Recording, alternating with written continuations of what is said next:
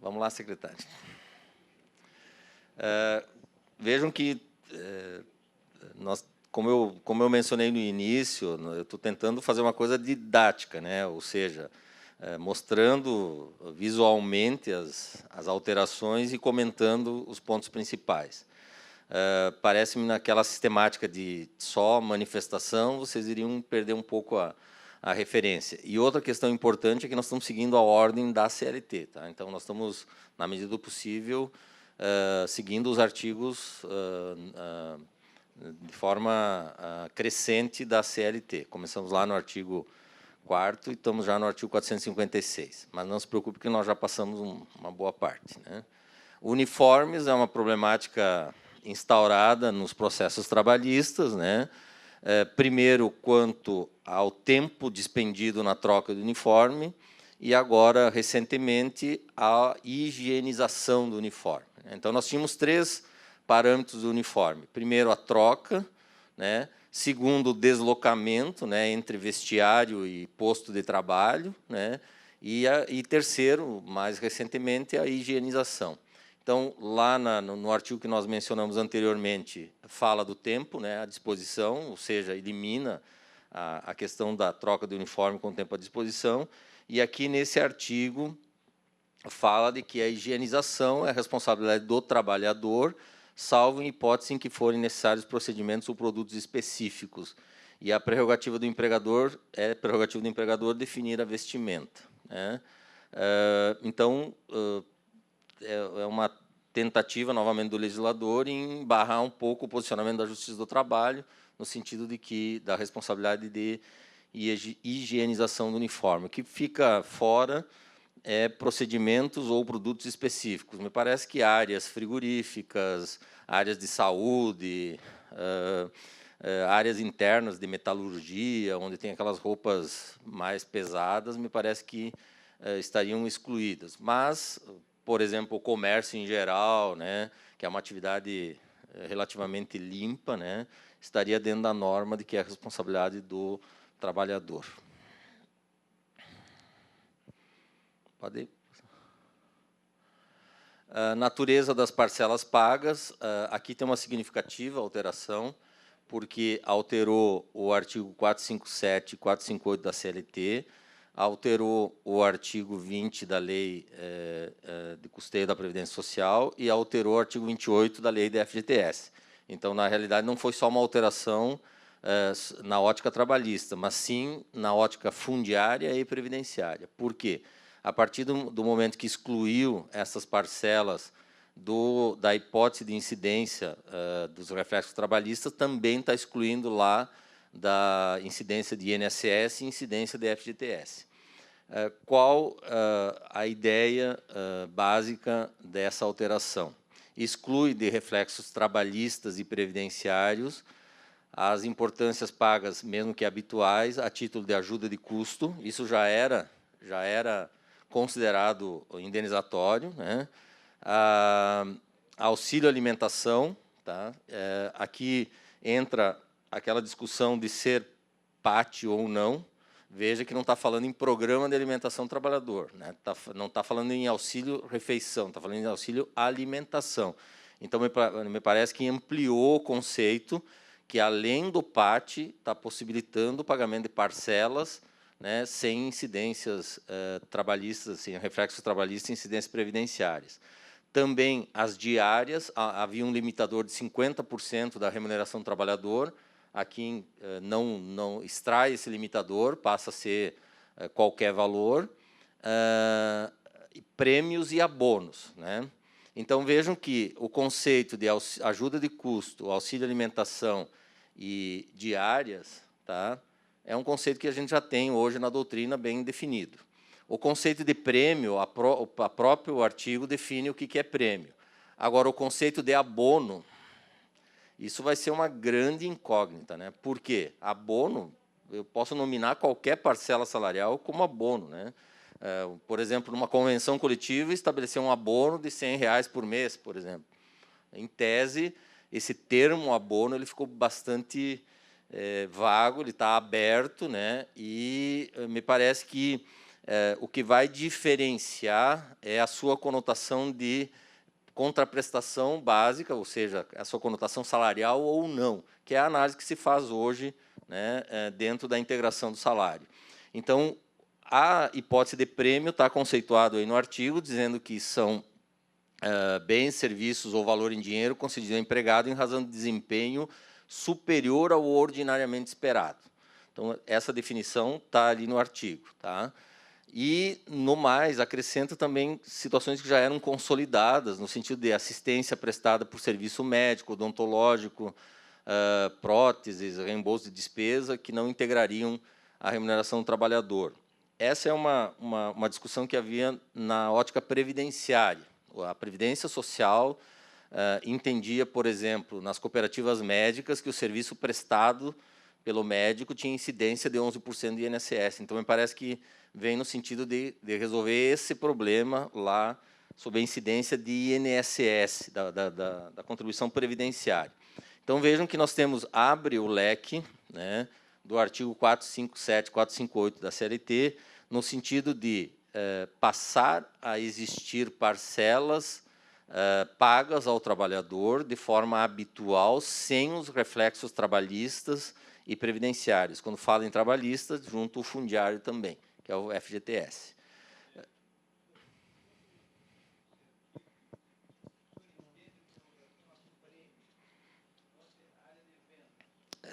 Já me fizeram essa pergunta. Comissão é uma coisa, prêmio é outra. Comissão, veja que superior ao ordinariamente esperado. Então, a comissão X, aquele salário habitual, aquela prestação habitual é comissão. O prêmio vai ser o plus. Esse plus, ele não pode ser igual para todos os trabalhadores, a não ser que eles tenham desempenho superior, todos eles. Se você estabelecer um desempenho que seja atingido por todos, já não é prêmio, né? Porque, na realidade, você está elevando o patamar de meta e não está diferenciando. Então, na realidade, a análise vai ser sempre daquilo que é mediano, né, para mais. Tá? Lembrando que uma coisa é nós usarmos o dispositivo legal, né, para favorecer o trabalhador. Outra coisa é nós usarmos o dispositivo legal para tentar sonegar reflexos trabalhistas e previdenciários. Né? Então, me parece que a ideia do legislador é incrementar a remuneração do trabalhador sem o ônus trabalhista, sem o ônus previdenciário, né? Mas como um plus adicional, algo para ele ganhar a mais, e não dentro daquilo que ele já recebe. Tá? Então, comissão é salário variável. Né?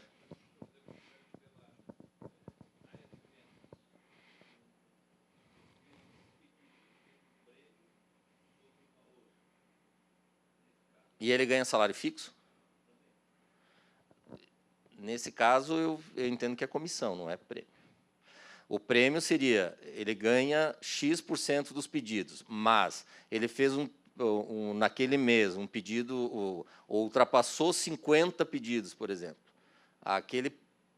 Aquilo que ultrapassou aí é prêmio, porque acima do superior ordinariamente esperado. Se eu espero que ele venda, todo mês ele venda um pedido, 2, 10 pedidos, isso aí é o ordinariamente esperado. Né? Agora, não é função dele vender, ele ganha fixo independente da venda. E eu premio quando ele faz uma venda, aí eu estou indo numa outra categoria. Agora, é vendedor, ganha por pedido, é comissão.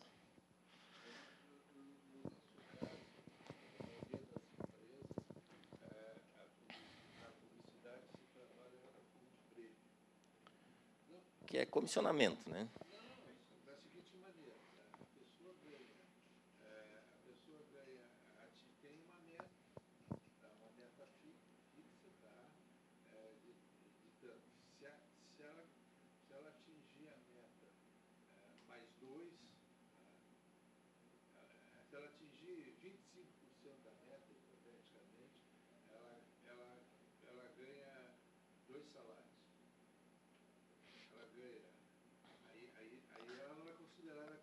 Esse plus poderia ser considerado prêmio. Sim.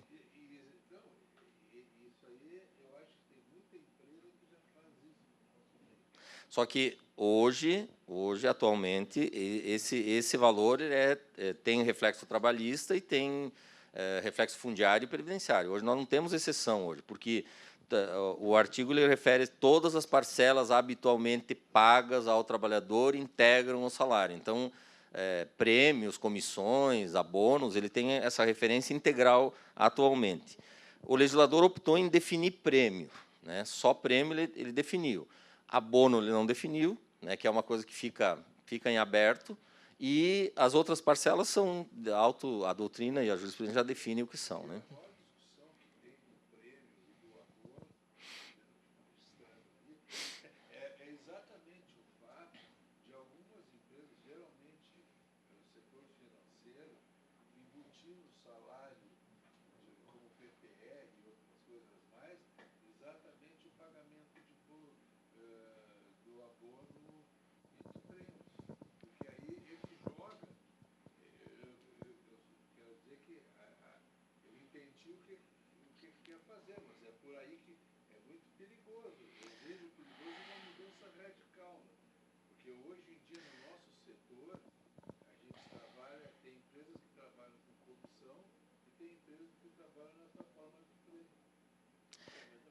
A única exceção que nós temos hoje é a participação nos lucros e resultados, né? Que daí, naquele dispositivo legal lá, garante o pagamento na forma indenizatória, sem reflexos trabalhistas, só imposto de renda na fonte. Então, eu acho que aquele sistema lá é uma sistemática que privilegia resultado global, né, anual. Aqui, a tentativa é desonerar a folha de pagamento. Aqui, a tentativa do legislador é dizer assim, aumente o salário, mas paguem menos reflexos trabalhistas e encargos previdenciários.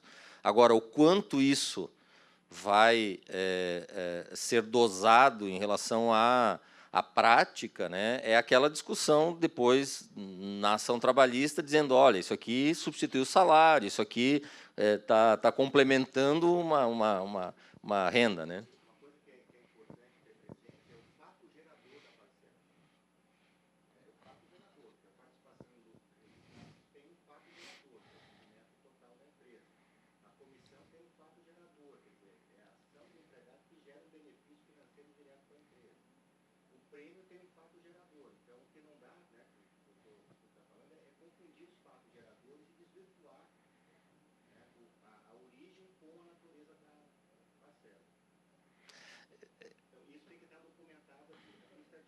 Por isso que essa hipótese que foi comentada de comissão, né, de pedido, e você mesmo na premiação aqui, eu tenho dúvida, não sei a sistemática que é adotada, mas eu tenho dúvida se aquela premiação base, por exemplo, ela não é, na realidade, não é comissão, tá?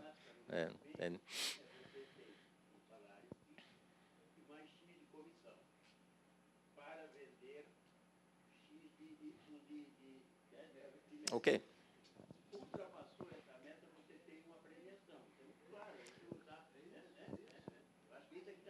A recomendação que eu faço para vocês é vocês regularem essa forma de premiação. Um regulamento interno, um dispositivo, estabelecendo os parâmetros, estabelecendo a forma de acesso a essa premiação, né?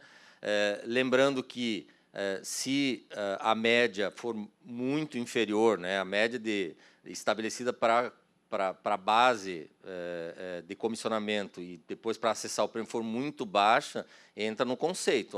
Eu tenho uma... Quer dizer, todo mundo atinge o prêmio, então não é um prêmio, né? Entendeu? Eu acho que tem que ter uma média que caracterize realmente que a pessoa vai ter um esforço adicional para atingir aquele resultado lá, né?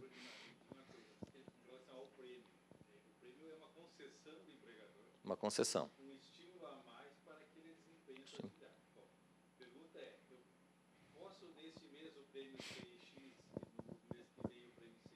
Desde que você determine em regulamento a forma de você aplicar. Por exemplo, nos melhores meses de vendas do ano, eu quero trabalhar com uma meta maior, um prêmio menor.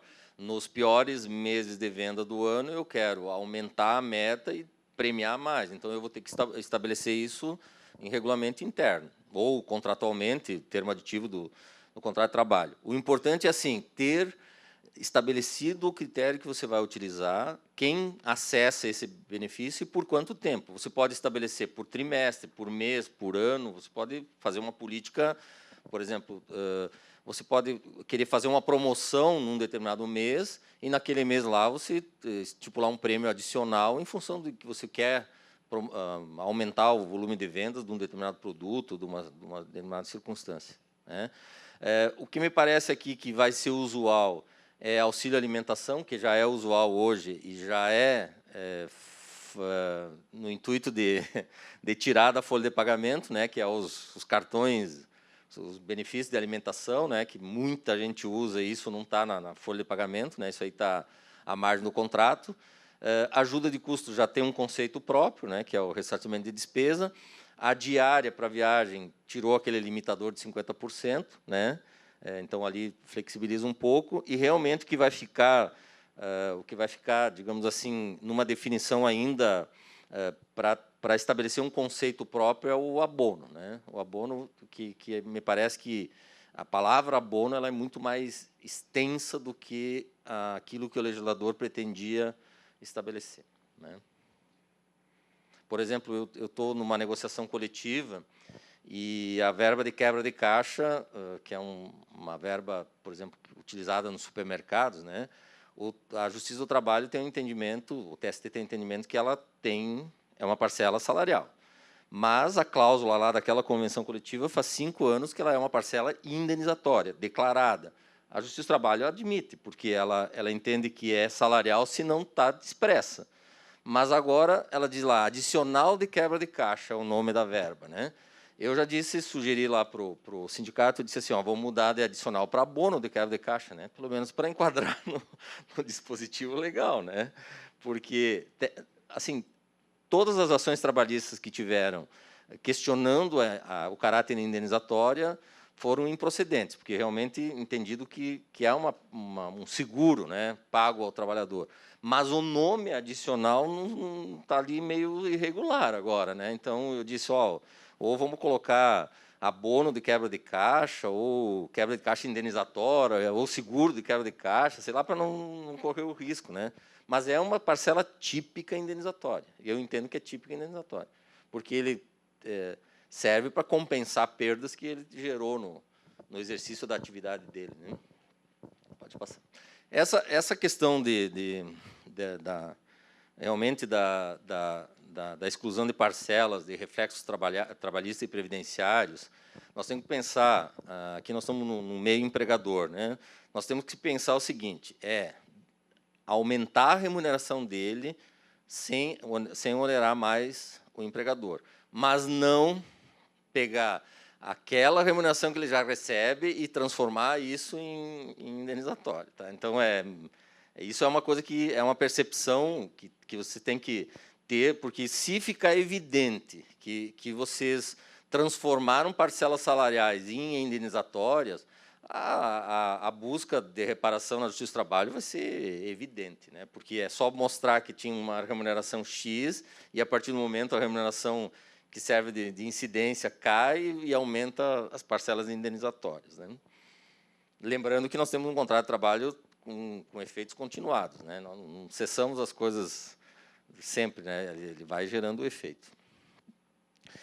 Equiparação salarial também mudou sensivelmente o critério para a concessão da equiparação, alterando o prazo, né, de exigência de 2 anos na mesma função e 4 anos, diferenciação de menos de 4 anos na empresa. Isso é um primeiro critério que alterou. Segundo critério, a questão de que prestada ao mesmo empregador no mesmo estabelecimento. Isso é uma situação diferente do que nós tínhamos. Antes nós tínhamos no mesmo empregador e na mesma localidade. Vejam que eu poderia ter 2, 3 estabelecimentos na mesma cidade e ter a possibilidade de equiparação entre esses estabelecimentos. Agora, alterou o caput do artigo, dizendo que é mesmo empregador no mesmo estabelecimento comercial. Mesmo estabelecimento comercial, no conceito de direito de empresa, é a unidade produtiva. Então, se eu tenho 2 unidades produtivas na mesma cidade, em tese, eu não tenho equiparação entre as duas, tá? Pela nova legislação. Outro ponto importantíssimo, tá? foi quebrar, primeiro incluir na legislação o termo plano de cargos e salários. Antes só tinha quadro de carreiras, agora o legislador incluiu o plano de cargos e salários. Dispensou a homologação do Ministério do Trabalho, que era um entrave para as empresas aplicarem o mecanismo de plano de cargos e salários, tá?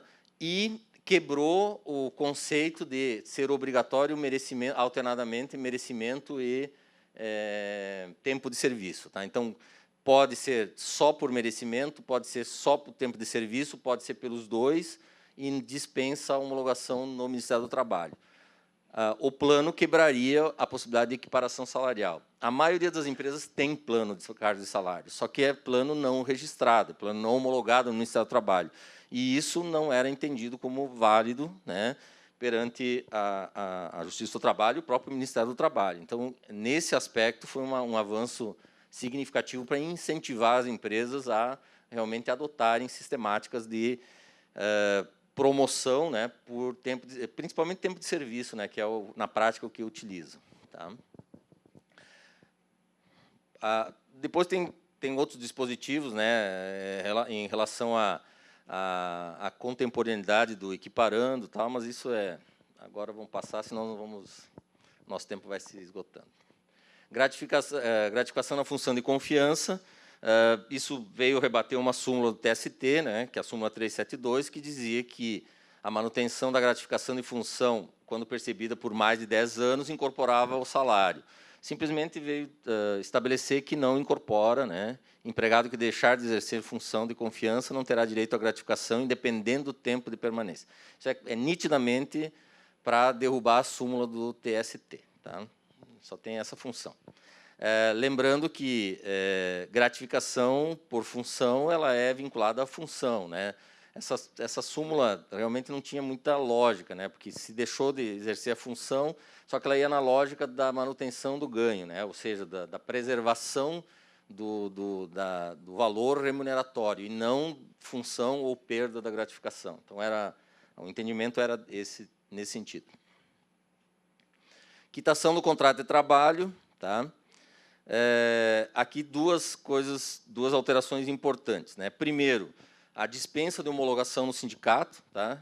Os RHs estão felizes da vida, né? Porque aquela sistemática de comparecer ao sindicato era traumático, né? Então ela dispensa a assistência do sindicato para a quitação do contrato com mais de um ano, né?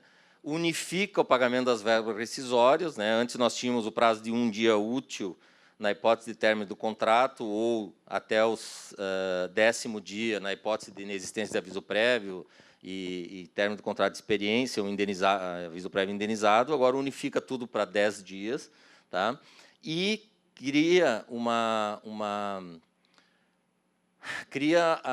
estabelece que o plano de demissão voluntária, quando negociado por acordo ou convenção coletiva, tem eficácia liberatória. Tá? Ou seja, a possibilidade de estabelecer PDVs ou PDIs de forma negociada com eficácia liberatória no contrato, ou o efeito quitatório do contrato de trabalho. Essa é uma das principais questões. Santa Catarina foi precursora dessa discussão jurídica, né, com o PDV do BESC, né, que, eu não sei, eu acho que faz uns 15 anos, eu acho que essa matéria está tramitando. O TST entendeu que não tinha eficácia liberatória e o Supremo Tribunal Federal, agora, início desse ano, em março, se não me engano, maio, ou final do ano passado, entendeu que tinha eficácia liberatória. Né? Então, a reforma está incorporando um posicionamento do Supremo no sentido de entender que acordo ou convenção coletiva tem essa eficácia.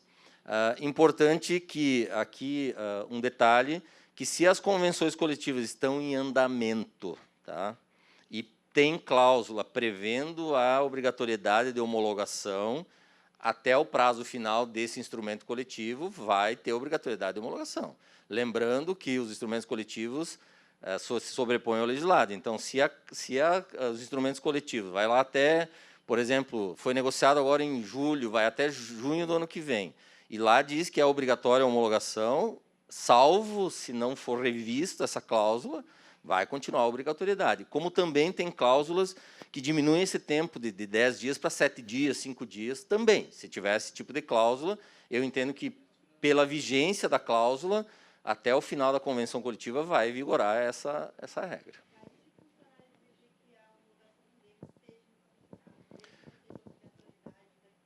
Na realidade, o que cria a possibilidade, que está num artigo sequente, é a quitação voluntária do contrato anual. Tá? A possibilidade de empregado e empregador quitar anualmente o contrato de trabalho perante o sindicato. A forma é bonita, né? Agora, primeiro, o empregado vai querer. Segundo, o sindicato sem contribuição compulsória vai querer fazer isso? Terceiro, a eficácia liberatória realmente vai ter eficácia liberatória nas parcelas consignadas? Então, assim, esse termo anual de quitação me parece que é a mesma situação do rural, antigamente, quando não tinha prescrição, né? Vocês lembram que não tinha a prescrição quinquenal e daí criava aquele mecanismo de poder fazer a quitação. Eu não sei, eu acho que não vai funcionar. Tá? Imaginando o nosso sistema sindical. Agora, a homologação é uma prerrogativa do empregador. Tá? O empregado se recusando a receber porque quer a presença do sindicato, poderá fazer consignação em pagamento, poderá usar um mecanismo que tem de possibilidades hoje. Né?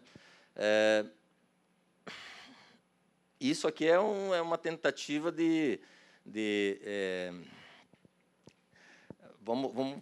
aqui nós vamos falar numa situação de fato, né, e não de direito. Mas é a tentativa de diminuir a litigiosidade, ou seja, a gente tem muito claro isso, né, que passa pelo sindicato, do sindicato passa pelos nossos colegas advogados, dos colegas advogados passa por uma ação judicial. Isso, na prática, é assim que funciona. Então, a tentativa do legislador me parece que é, tipo assim, tu tem alguma coisa para reclamar? Reclama, mas não porque alguém está te incentivando, alguém está já pondo na tua frente uma procuração e tal. Certo? Vamos imaginar que, subjetivamente, seja esse a ideia. Tá? Eu não conheço ninguém, nenhum colega, nenhum sindicato que faça isso. Tá? Se vocês conhecem, é problema de vocês. Eu não conheço. Tá? Eu não conheço. Não, mas eu conheço. Nós conhecemos. Vamos adiante. A demissão coletiva, isso também é um nítido contraponto da posição majoritária da Justiça do Trabalho. Né? Se começou a incutir a ideia, né, os julgamentos do TST, no sentido de que exigia negociação prévia para demissão coletiva ou em massa. Tá? Então, o artigo só veio dizer que não precisa, né? que a demissão individual ou plurima ou coletiva não tem necessidade de celebração de convenção ou acordo coletivo. Isso é contraponto com o posicionamento da Justiça do Trabalho, bem nítido isso. Tá? A rescisão por mútuo consentimento, isso é uma novidade, né? Desde da instituição do regime de fundo de garantia, né? Não se tinha mais a possibilidade do mútuo acordo. Antes, na estabilidade decenal, nós tínhamos essa possibilidade, né? de você rescindir o contrato por mútuo acordo. Entrou o regime do FGTS, se eliminou essa possibilidade. Tanto é que você não tem nem campo por exemplo, para incluir no termo rescisório, né, qualquer possibilidade dessa natureza, exceto por acordo judicial, exceto por homologação judicial. Então, aqui se cria a possibilidade do contrato de trabalho ser extinto por mútuo consentimento, ou seja, sem ter que simular, né, que também não conheço ninguém que faz isso, né, simular uma rescisão de contrato quando o empregado pede demissão. Né? Eu sei que existe isso, nunca vi. Né? Então, simulam a rescisão, o empregador demite porque o empregado quer pedir demissão, né? Justamente para gerar as liberações fundiárias e de seguro-desemprego. Então, isso aqui eu acho que veio bem a calhar, porque cria a possibilidade de mútuo consentimento, paga metade da indenização, paga metade do aviso prévio, libera 80% do fundo de garantia e não acessa o seguro-desemprego. Que seria a maior injustiça da simulação de rescisão é acessar o seguro-desemprego. FGTS é um dinheiro que está lá, é do trabalhador e tal. Mas acessar o seguro-desemprego é a maior sacanagem que tem. Por quê? Porque o trabalhador vai sair da empresa aqui, vai trabalhar frio na outra para continuar recebendo seguro-desemprego. Também não conheço ninguém que faz isso, mas acontece. Tá? Então, assim, achei uma boa novidade isso, tá? É interessantíssima. O FGTS ele vai acessar aqueles 20% em outro mecanismo, né, ou por aposentadoria, ou por casa própria, ou por inatividade do contrato. Ele vai acessar os 20% que vai estar lá, e ele tem condições de sacar esse valor, só não acessará o seguro-desemprego, que é o maior problema da fraude na rescisão de contrato, é acessar o seguro-desemprego realmente. Porque, além de acessar indevidamente, ele gera um vínculo empregatício informal num outro lugar que vai gerar um outro problema. Então, me parece que isso aqui veio bem a calhar, né, no sentido de permitir essa rescisão por mútuo acordo. A terceirização, nós já tivemos uma alteração recente na legislação, mas deixou dúvidas sobre a possibilidade da chamada terceirização na atividade fim. Por quê? Na legislação alterada, 6.018, falava em atividades que demandem possibilidade de terceirização. Tinha uma expressão lá que deixava dúvidas. Agora, o legislador diz que pode terceirizar qualquer coisa, ou qualquer atividade da empresa. Esses dias, uma empresária me perguntou o seguinte: eu posso terceirizar tudo e só ficar como dona da empresa? Eu disse, pode, mas eu não faria isso, né? Porque qual é a lógica de você não ter controle do teu negócio, né? Então, compra ações na Bolsa de Valores e investe na Bolsa de Valores, né? Mas não faça isso, né? Porque, vejam a extensão da pergunta, né? Eu só quero ficar de dona, eu quero terceirizar tudo. Sim, mas não tem lógica, né? Mas a ideia é, primeiro, qualquer atividade e não função, tá? Me parece que aqui nós temos uma interpretação que deve ser respeitada. Por exemplo, eu quero terceirizar todos os meus vendedores, então eu vou terceirizar a atividade de vendas. Ok, a legislação permite. Agora, eu quero terceirizar um vendedor e manter 9. Me parece que esse não é o objetivo da legislação. Não é terceirizar função, é terceirizar atividade, né? Justamente para que você não crie desníveis entre as pessoas que vão estar desempenhando a mesma função. Mas isso é uma interpretação que eu faço, não é... tem pessoas que interpretam que pode terceirizar isoladamente pessoas dentro de uma atividade. Eu acho que o legislador quis ir no sentido mais de atividades. Só que condicionou a duas questões importantes. Primeiro, uma carência de 18 meses para terceirizar próprios trabalhadores, tá? Ou seja, rescindir o contrato e contratar como terceirizado, uma carência de 18 meses, e também a necessidade de manutenção, tá, do serviço, das condições dos terceirizados dentro do ambiente de trabalho. Ou seja, as mesmas condições relativas à alimentação, serviço de transporte, atendimento médico, ambulatorial, treinamento, né? Ou seja, o ambiente de trabalho ser igual para o terceirizado e para o trabalhador próprio. A vantagem, olhando sob a ótica empresarial, é de que abriu todas as possibilidades, e as desvantagens é de que criou essa quarentena, essa dezoitena, né, esses 18 meses de carência, e também igualou essas condições de trabalho.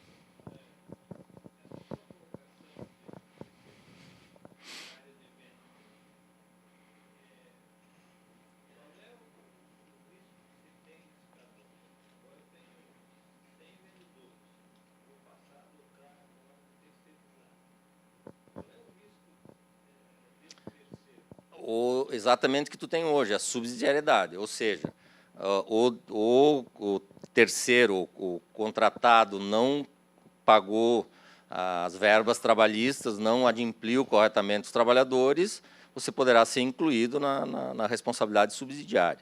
Isso a lei, a alteração já da 6.018 já deixava claro isso, né? O que tinha uma discussão era se ia ser solidariedade, né? A ideia agora da reforma era incluir solidariedade, mas não foi incluído, manteve a subsidiariedade. Então, não respondeu o empregador terceirizado, vai responder o contratante. É que a visão da terceirização é uma visão lá inicial, né? A visão da terceirização não é redução de custos, é especialização de mão de obra. Eu vou me preocupar com o meu negócio e vou terceirizar aquilo que não é foco do meu negócio. Mas, na realidade, o empregador ele vai para o caminho da redução de custo. E, quando ele vai para o caminho da redução de custo, ele chama a responsabilidade trabalhista para ele, né? Que é o exemplo clássico, é ele ter que responder por inadimplemento do terceirizado, né? do empregador terceirizado. Então, tem que ter cuidado nesse aspecto. Pegar empresas idôneas, que tenham realmente que a ideia é especialização, é você especializar aquela atividade, né?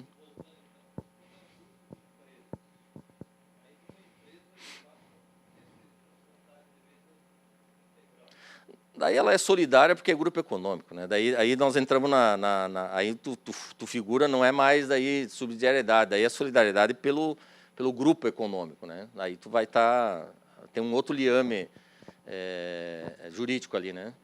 A não ser que sejam empresas com comandos diferentes, daí você poderia trabalhar a ideia da subsidiariedade pela exclusão que nós temos lá no início da reforma trabalhista, né, de que se a empresa não está no comando da outra, não configura grupo econômico.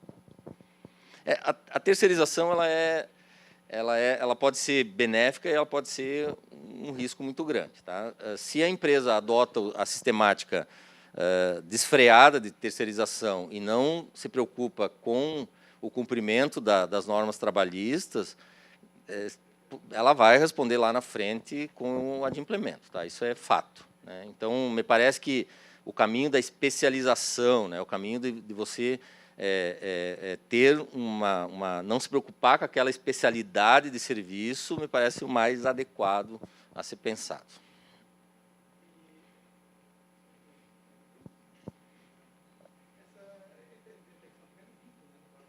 Sim, se houver fraude, tem o risco do vínculo direto, né? Isso que sempre...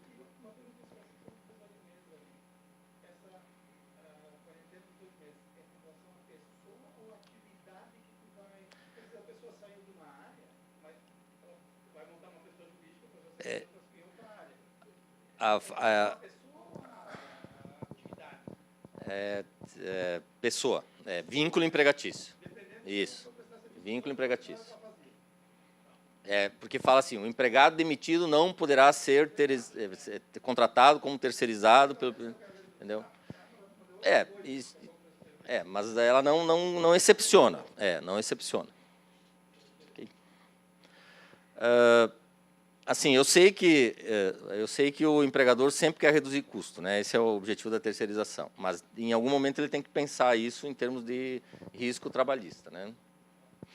A segunda parte, eu denomino de negociação coletiva, que é a parte dos artigos da CLT que tratam do direito coletivo do trabalho, tá? Então, essa sistemática é a principal ênfase da reforma trabalhista, essa questão, né, do negociado se sobrepor ao legislado, né? Isso, inclusive, nas propagandas do governo, é isso que mais se evidencia, né, como mote da reforma trabalhista, é isso, tá? Ele começa com... Tem que passar mais um pouquinho.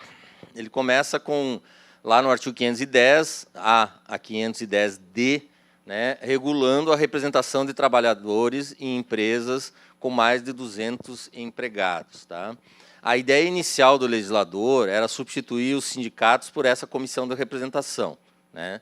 Só que, como a legislação, a reforma trabalhista é uma lei ordinária, e esse dispositivo de participação obrigatória dos sindicatos na negociação coletiva é um dispositivo constitucional, perceberam que não dava para mexer numa legislação ordinária, né, com efeito de emenda constitucional. Então, ficou uma CIPA melhorada, eu uso essa expressão, né? Ficou uma CIPA melhorada, ou seja, a comissão tem a prerrogativa de melhorar o relacionamento entre empregado e empregador.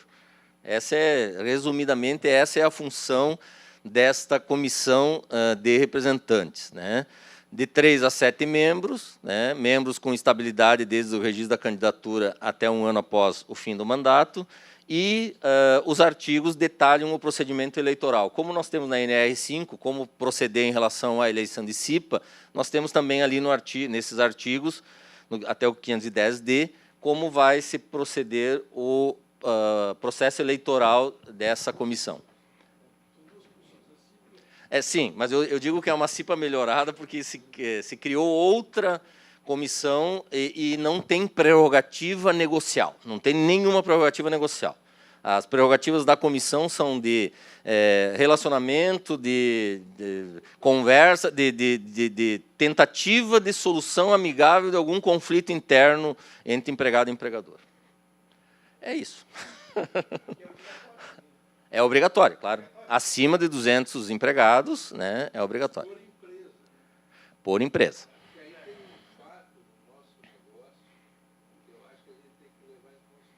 Mas não é grupo econômico, hein? Não é grupo econômico, é empresa, né? Ele está usando para não ter a comissão. Ele vai querer dividir o número de funcionários, né? É isso?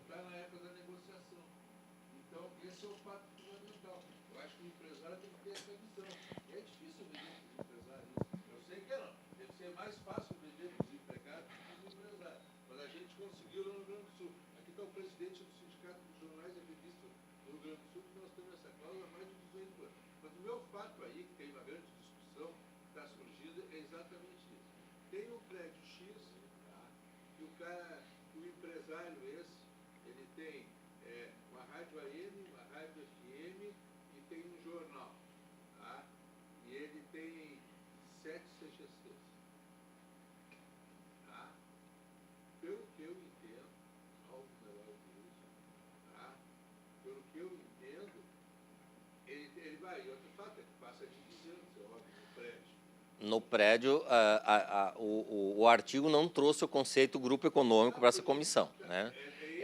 É empresa. Então, é CNPJ. Né? Isso. E não é estabelecimento também. Se eu tenho 1 ou 2 filiais, eu vou contar a empresa.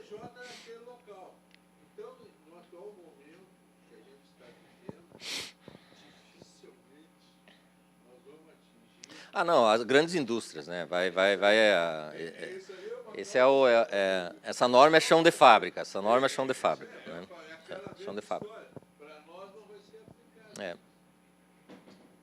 Concordo. Vejam que lá na equiparação, por exemplo, a equiparação traz o conceito estabelecimento. E aqui traz o conceito empresa. Né? Então, aqui, as filiais vão somar junto, né, para compor a representação. Né? Realmente é mais para a indústria que tem um volume muito grande de funcionários, ou grandes redes, né? Por exemplo, grandes redes comerciais. Né? Pode... Não, é que ele está falando CNPJs diferentes. Né? No caso, aqui somos as filiais, porque o conceito de empresa é todos os estabelecimentos. Mas daí é CNPJ derivado. Não é? Aqui ele está fazendo CNPJ diferente. Aqui tu está falando de CNPJ derivado. Né? Isso, filiais. Não, soma. Daí soma todos. Né? Tá? A contribuição sindical, né, aqui é difícil de falar dentro de um sindicato, né, de que está caindo a contribuição sindical. Né? Ela se torna facultativa para trabalhadores, para profissionais liberais e para empregadores. Então, na realidade, envolve vários artigos aí, né, porque trata daquela de janeiro, que é dos empregadores, da de fevereiro, que é os profissionais liberais, e a de março, que é aquele desconto de 1 dia de salário na folha de pagamento dos trabalhadores. Ela passa a ser, desde que haja autorização prévia e expressa. esse conceito prévia e expressa está sendo entendido como um conceito autorizativo individual, tá? Mas não me parece que o termo não possa ser uma autorização prévia e expressa coletiva, por exemplo. Mas a ideia do legislador é individual, ou seja, antes tu se opunha, né, ao desconto, agora tu tem que autorizar o desconto, tá? Falando isso em não associados, porque os associados eu entendo que vão seguir o estatuto, e se o estatuto disser que é obrigatório o desconto, vai ter o desconto. Então, me parece que a ideia aqui da faculdade é dos não associados, não filiados ao sindicato. Tá? Estava comentando com o Ronaldo que essa é uma situação que o empresário é o que mais questiona o regulamento da contribuição sindical, né? E, na realidade, o que menos tem possibilidade de questionar é o trabalhador, porque o desconto ia direto lá, né? Agora, pega todos os segmentos, tá? E entra uma reinvenção das formas de manutenção do sindicato. Os sindicatos vão ter que se reinventar, né? Estava conversando com o doutor Alexandre de que antes da Constituição de 88 nós tínhamos 2.000 e poucos sindicatos, hoje nós temos quase, eu estava dando uma aula de direito do trabalho, esse dia eu fiz um levantamento, tem 18.000 e poucos sindicatos já, e mais alguns ainda em processo de aprovação, né, para vocês verem que mudou completamente o panorama. Então, a ideia vai ter que se reinventar, se aglutinar, vai ter que promover outra forma de manutenção.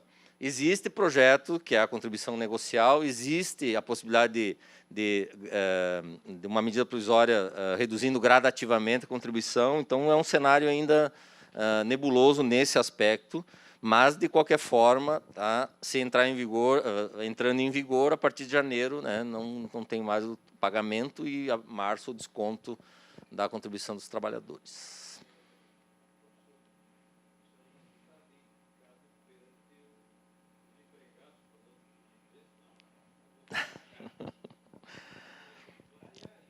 É que, na realidade, nós temos 4 contribuições, né? Nós temos a associativa, que é a mensalidade sindical, nós temos a assistencial, que está lá previsto no 513 da CLT, nós temos a confederativa, que está no artigo 8º da Constituição, e nós temos a sindical, que estava aqui. Então, 4 contribuições. A mensalidade é decorrente do estatuto, né? Sócio paga mensalidade, quem tem estipulado isso é o próprio sindicato. A confederativa era uma contribuição que não deu certo, né? Que a Constituição de 88 criou ela, mas ela não vingou, né? O que funcionava era assistencial, a sindical, e a assistencial era questionada, tanto é que agora, em março, teve uma decisão do Supremo Tribunal Federal entendendo que ela é inconstitucional para os não associados, né? Para os não filiados, inclusive dando repercussão geral. Então, em março, ela caiu também a assistencial. Na realidade, agora ficou como tecnicamente obrigatória a mensalidade, aquele que é por adesão, por filiação ao sindicato. Me parece que as outras, elas todas, em relação aos não sindicalizados ou não associados, ela passou a ser facultativa. Lembrando que o que existe de discussão são aquelas cláusulas de contribuição assistencial que determinam o direito de oposição que tem nas convenções coletivas, tá? Você tem que analisar que tem uma declaração de inconstitucionalidade, uma decisão do Supremo dizendo que é inconstitucional. Então, assim, a empresa que descontar tem que estar ciente de que poderá responder por esse desconto, tá? Então, não é mais aquela coisa assim, desconto e vamos ver o que vai acontecer. Pô, você tem uma repercussão geral dizendo que é inconstitucional, o ato de desconto é ilegal já de cara, né? Não, né? Não, né? Não. Tu é o responsável direto, porque você entra direto. Então, assim, muito cuidado nas negociações coletivas dessas contribuições assistenciais para serem mantidas na convenção, elas têm que ter outra redação, dando uma faculdade para o não associado, porque senão vai ter uma responsabilização das empresas. Tá? A nulidade de convenções de acordo, isso atinge a análise do judiciário em relação às convenções e acordos coletivos, tá? Então, o posicionamento do TST era de que tinha que ter contrapartida, né? Reciprocidade em acordos, ou teria que ter a teoria do conglobamento, né? para ter validade dos acordos e não em detrimento às convenções. Muitas vezes anulava cláusulas que flexibilizavam o direito e não anulava a contraprestação. Então, eu vou resumir aqui 3 aspectos principais. Primeiro, a questão de que, se anula uma cláusula de convenção ou acordo e houver cláusula compensatória, deverá ser anulada as duas. Em segundo lugar, que a ação individual ou coletiva de anulação, os sindicatos subscritores deverão participar como litisconsortes, que é uma situação que hoje não ocorre. Terceiro, a inexistência de expressa indicação de contrapartida não causa anulidade, não ensejará por si só a nulidade dos acordos e convenções. E eu já vou adiante nas lâminas ali, porque o nosso tempo está encurtando. Tá? O acordo prevalecerá sobre a convenção coletiva, que hoje ele é analisado sob a ótica da cláusula mais favorável, tá? Ou pela teoria do conglobamento. Agora ele passa a ter validade, então o acordo terá prevalência sobre a convenção e a convenção coletiva terá prevalência sobre a legislação. No quê? Pode passar. Nestes tópicos aqui. Então, o rol de possibilidades de negociação ele é exemplificativo e o rol de impossibilidade de negociação ele é taxativo. Então, aqui, ele permite outros assuntos. E lá, no taxativo, não. Ele é aquele relacionado, só que são muitos. Então, vejam que a principal referência da possibilidade de negociar e esse negociado se sobrepor ao legislado, ele se refere à jornada de trabalho e à remuneração, em regra, no geral. Tá? O importante, nós vamos ter 3 possibilidades.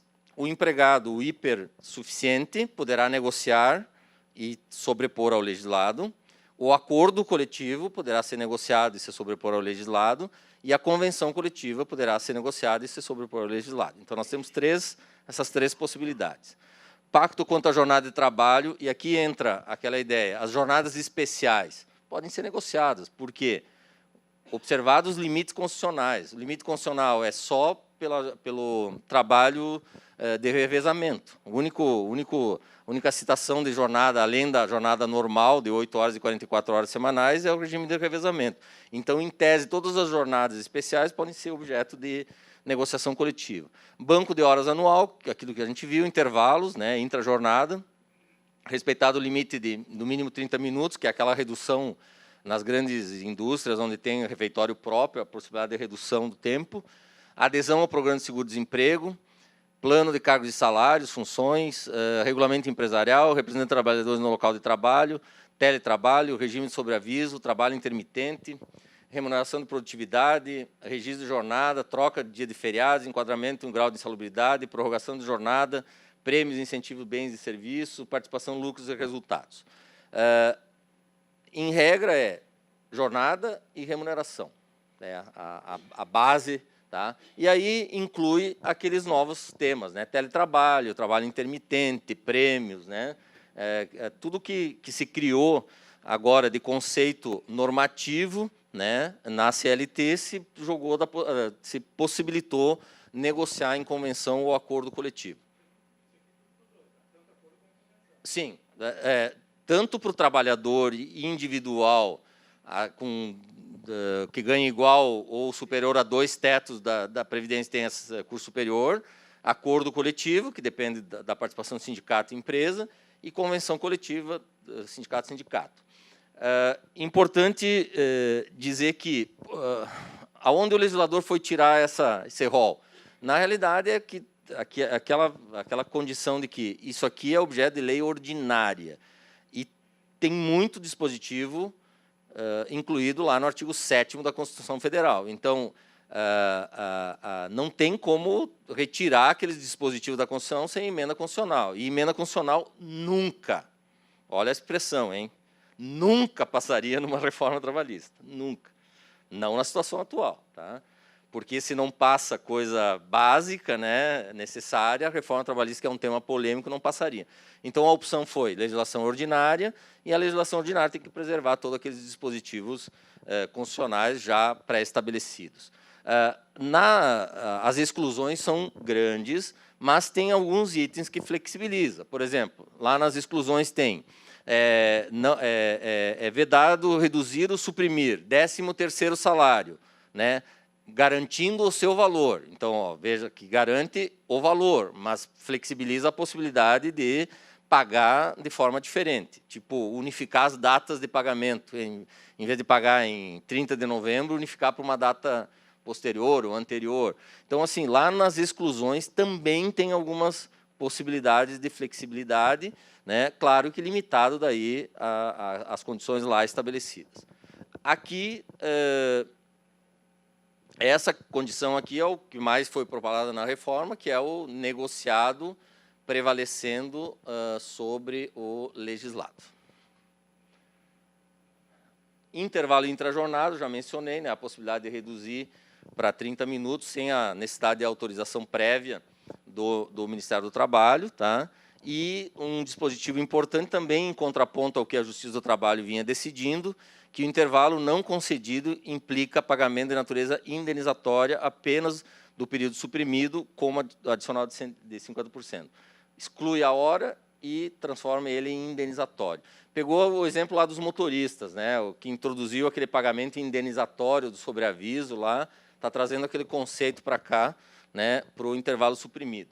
Qual era a regra da Justiça do Trabalho? A condenação do pagamento do todo o intervalo, né? A regra não, mas uma das principais manifestações da jurisprudência.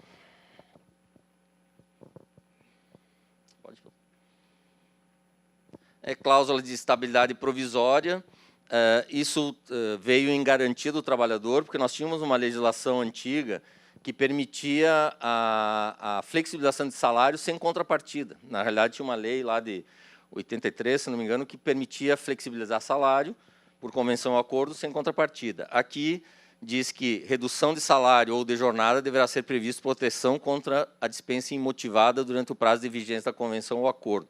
Aqui veio dar uma garantia melhor ao trabalhador, no sentido de ter uma contrapartida em termos de estabilidade ou garantia de emprego, né? Esse é um outro contraponto em relação a uma súmula do TST, dizendo que as regras sobre duração do trabalho e intervalos não serão consideradas normas de saúde e segurança do trabalho, tá? Porque a súmula 437, item 2, dizia que era considerado normas de saúde e segurança. Se for considerado norma de saúde e segurança, não pode ser objeto de negociação, tá? Então, vejam que o legislador excluiu essa possibilidade de negociação, mas deixou claro que isso não pode ser interpretado daquela forma lá, né? Oi? Sim. Vigência da convenção, outro contraponto ao TST, né? O TST tinha a súmula 277, dizendo que só cessava os efeitos de uma convenção ou acordo coletivo com nova negociação, um novo dissídio coletivo, que é a chamada ultratividade da norma coletiva, tá? O legislador deixou claro que encerrou o prazo de vigência da norma coletiva, encerra-se a aplicação das cláusulas, ou a vigência das cláusulas, né? Então, isso aqui é um ponto direto para vedar a aplicação da súmula 277 do TST. Essa súmula ela não teve precedentes normativos significantes. Ela foi uma súmula assim meia surgiu de poucos precedentes, né? Por isso ela era muito questionada, né? Forçava uma situação de continuidade de cláusulas, mesmo que as partes não quisessem aquela continuidade, né? A prevalência, já falei, né? A prevalência do acordo coletivo em relação à convenção, pode passar. E aqui entra um tópico, eu chamo de diminuição da litigiosidade, né?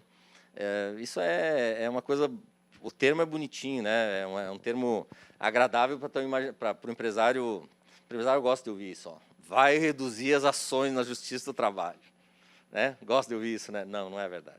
Isso aí é uma consequência que poderá acontecer. Mas tem muitos mecanismos, nós não vamos passar individualmente eles, tá? Mas tem muitos mecanismos que o legislador tenta diminuir as chamadas lides temerárias, ou seja, as lides que não têm aquele objetivo realmente de garantir direitos, e sim uma aventura jurídica na Justiça do Trabalho. Então, nós temos aqui questões, não precisa passar porque eu vou mencionar. Nós temos questões relativas a pagamento de custas, né? Então, será considerado beneficiário da justiça gratuita quem ganha até 40% do teto da Previdência Social. Nos demais casos, deverá comprovar a condição de necessidade. Tá? É uma alteração, porque hoje a justiça gratuita é geral.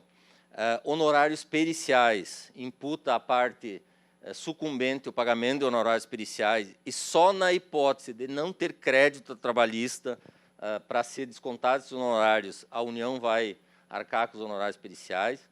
Cria a figura dos honorários de sucumbência, tanto para o advogado empregador, para o empregador quanto para o empregado, na mesma hipótese, em sendo beneficiário da justiça gratuita, né, será descontado das ações, dos créditos judiciais, inclusive em outras ações, né? Então, cria esse mecanismo. Estabelece petições, as petições trabalhistas devem ser líquidas e certas, ou seja, com valores expressos e determinados, né, para quantificar o montante que está sendo postulado, né.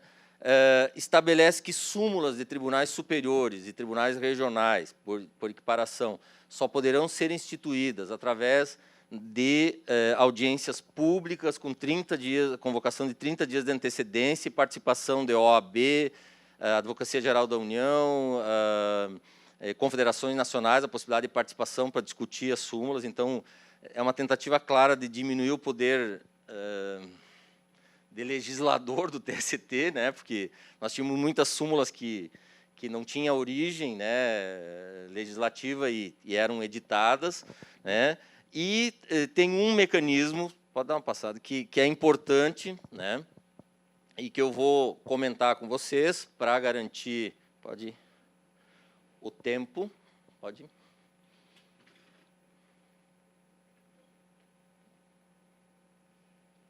Talento, né? Que é a homologação do acordo extrajudicial, tá? Que é uma novidade, tá? Importantíssima, tá? Justamente, eu também não conheço ninguém, mas tinha muita lide simulada, né?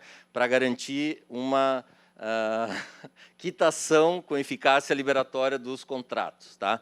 Ele não está conseguindo passar aí. Mas isso também é uma novidade interessante, tá? É o reconhecimento de que as partes podem acionar voluntariamente o judiciário para ter o seu contrato de trabalho quitado com efeito de coisa julgada, né? Antes, a possibilidade que se tinha era a simulação, né, de lides. Faz uma ação, simula, para daí ter um acordo, que vamos usar uma expressão popular, é um engana bobo, né? Porque o juiz sabia que era simulada, as partes sabem que é simulada, mas todo mundo acha que está bom, né? Que está ótimo. Então, essa possibilidade de homologação de acordos extrajudiciais é uma inovação importante, possibilita que as partes, através de advogado constituído, possam acionar o Poder Judiciário para que o Poder Judiciário analise a hipótese de homologação ou não. Aí tem os artigos que regulam esse ato, essa demanda voluntária, né, das partes, né, e, claro, a possibilidade do juiz não homologar, do magistrado não homologar, e a possibilidade de recorrer também dessa decisão de não homologação. Eu estou correndo agora porque realmente o meu tempo foi, né, e eu não quero tomar o tempo do doutor Alexandre. Essa parte toda de parte processual tem coisas importantes, né, para quem opera ações judiciais trabalhistas, né, tem muitas alterações, né. Os advogados trabalhistas, principalmente empregados, vão ter que se reinventar um pouquinho, né, nas petições iniciais, porque se pegar um magistrado um pouco mais rígido, tipo nós temos um lá em Chapecó, o doutor Fábio, né? Vai dar litigância de má-fé. Tem o Conselho de Litigância de Má-Fé, traz para cá o Conselho de Litigância de Má-Fé. Então, assim, se pegar um magistrado um pouco mais rígido, o advogado trabalhista, principalmente de trabalhador, vai ter problema inicialmente, né, porque as petições iniciais vão ter que mudar o formato, vão ter que mudar a concepção, e o trabalhador corre o risco ainda de sair da Justiça do Trabalho, em vez de ganhar alguma coisa, tendo que vai ficar devendo. Então, me parece assim que essa parte, e por isso que eu usei o termo, né, diminuir a litigiosidade, porque a ideia é acabar com as aventuras, as lides temerárias. Se isso vai acabar ou não, aí é um papel que nós vamos, uma análise que nós vamos fazer futuramente, né? Porque vai depender dos advogados, vai depender dos magistrados, vai depender do Ministério Público, vai depender de uma série de fatores para ver se a gente consegue realmente dar uma moralizada um pouco, né, nas ações judiciais, porque realmente a gente que opera na área do direito do trabalho sabe que tem muitas lides realmente que são umas aventuras jurídicas, e são aventuras por quê? Qual é o risco que eu tenho de entrar com uma ação trabalhista hoje? Nenhum. Porque eu contrato um advogado por resultado, A de êxito, eu não pago custas, eu não pago honorário, não pago honorário de sucumbência, não pago perícia, porque a União arca, eu não tenho risco nenhum. Então, isso não é, com todo respeito a quem pensa diferente, isso não é acesso à justiça. Isso aí é uma utilização indevida de um poder judiciário, né? Uma opinião minha, pessoal, e eu li um artigo ontem, né, de que isso contrapõe o princípio do acesso à justiça. Não, acesso à justiça é uma coisa completamente diferente, não é aventura jurídica. Isso o empresário gosta de ouvir, né? Isso já... Por isso que eu terminei a fala com essa, né, que vai diminuir as ações trabalhistas, para vocês ficarem com uma boa impressão minha, né, e pelo menos não deixei ninguém dormir por enquanto. Obrigado, Ronaldo.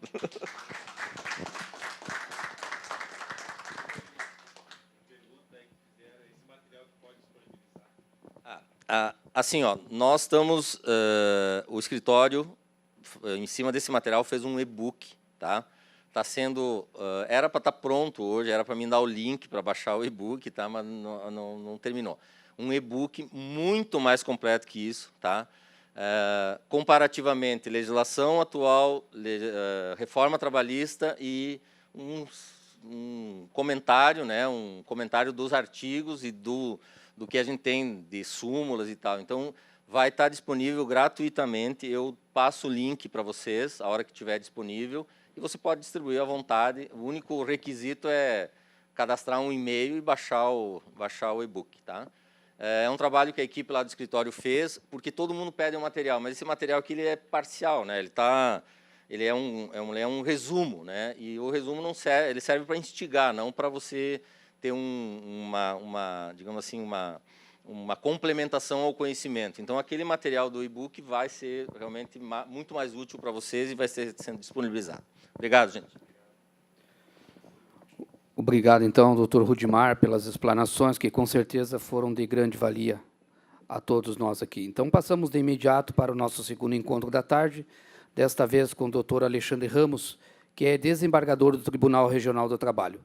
Doutor Alexandre, por gentileza, o espaço é seu.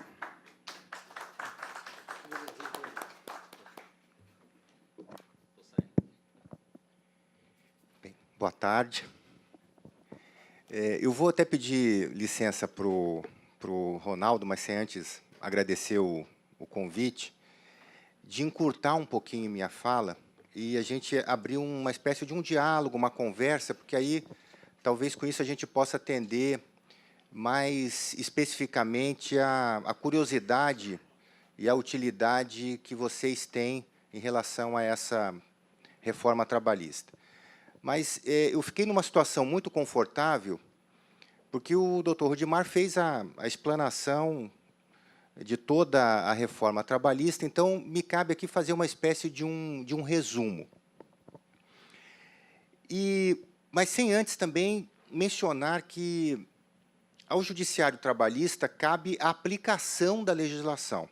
Eu sei que, né, vocês trabalham com mídia, com comunicação, com informação, e nas redes sociais a gente assiste, às vezes até com certa perplexidade, alguns integrantes do Poder Judiciário fazendo juízo de valor sobre a legitimidade do Congresso Nacional, da Presidência da República, e quase que incentivando uma cultura brasileira de que a norma pode colar ou não pode não colar conforme a vontade de quem tem a obrigação de cumpri-la. Apesar de ser muito frequente isso e ter muito barulho, isso não reflete a posição majoritária dos membros do Poder Judiciário, que mantém e devem manter, me parece, uma posição mais reservada e servindo como uma espécie de ponderação necessária para a solução de todos os conflitos e, no que tange aos conflitos trabalhistas, especificamente nessa área. Então, eu quero dizer com isso que evidentemente, aqui eu não vou fazer, até em respeito à diversidade de opiniões, nenhuma manifestação quanto ao conteúdo ideológico, enfim. O Judiciário cabe cumprir a legislação, e isso é tão importante para a democracia brasileira, como é o respeito às decisões judiciais. Então, quando a gente chega para um juiz e fala assim, não, eu não gostei da sua decisão, eu não vou cumprir a sua decisão, o juiz normalmente vira o bicho, e usa todo o seu poder para fazer prevalecer a sua decisão. E o mesmo tem que acontecer por respeito à divisão de poderes, enfim, à República, quanto às decisões do Congresso Nacional. Agora, evidentemente, que essa reforma foi feita na legislação ordinária, que é uma legislação que está na consolidação das leis do trabalho. Toda norma jurídica, só para a gente entender rapidamente, ela pode passar por 3 critérios de valoração, que é a valoração do que é justo ou injusto, e isso é uma questão muito subjetiva, porque cada um que olha pode dar a sua opinião.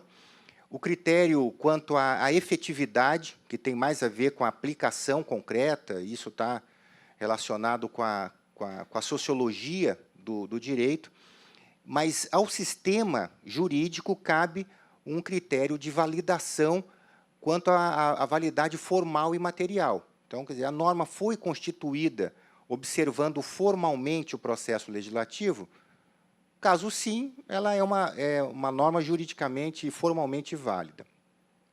Mas também se faz critério de valoração material, porque as normas têm uma espécie de escala hierárquica,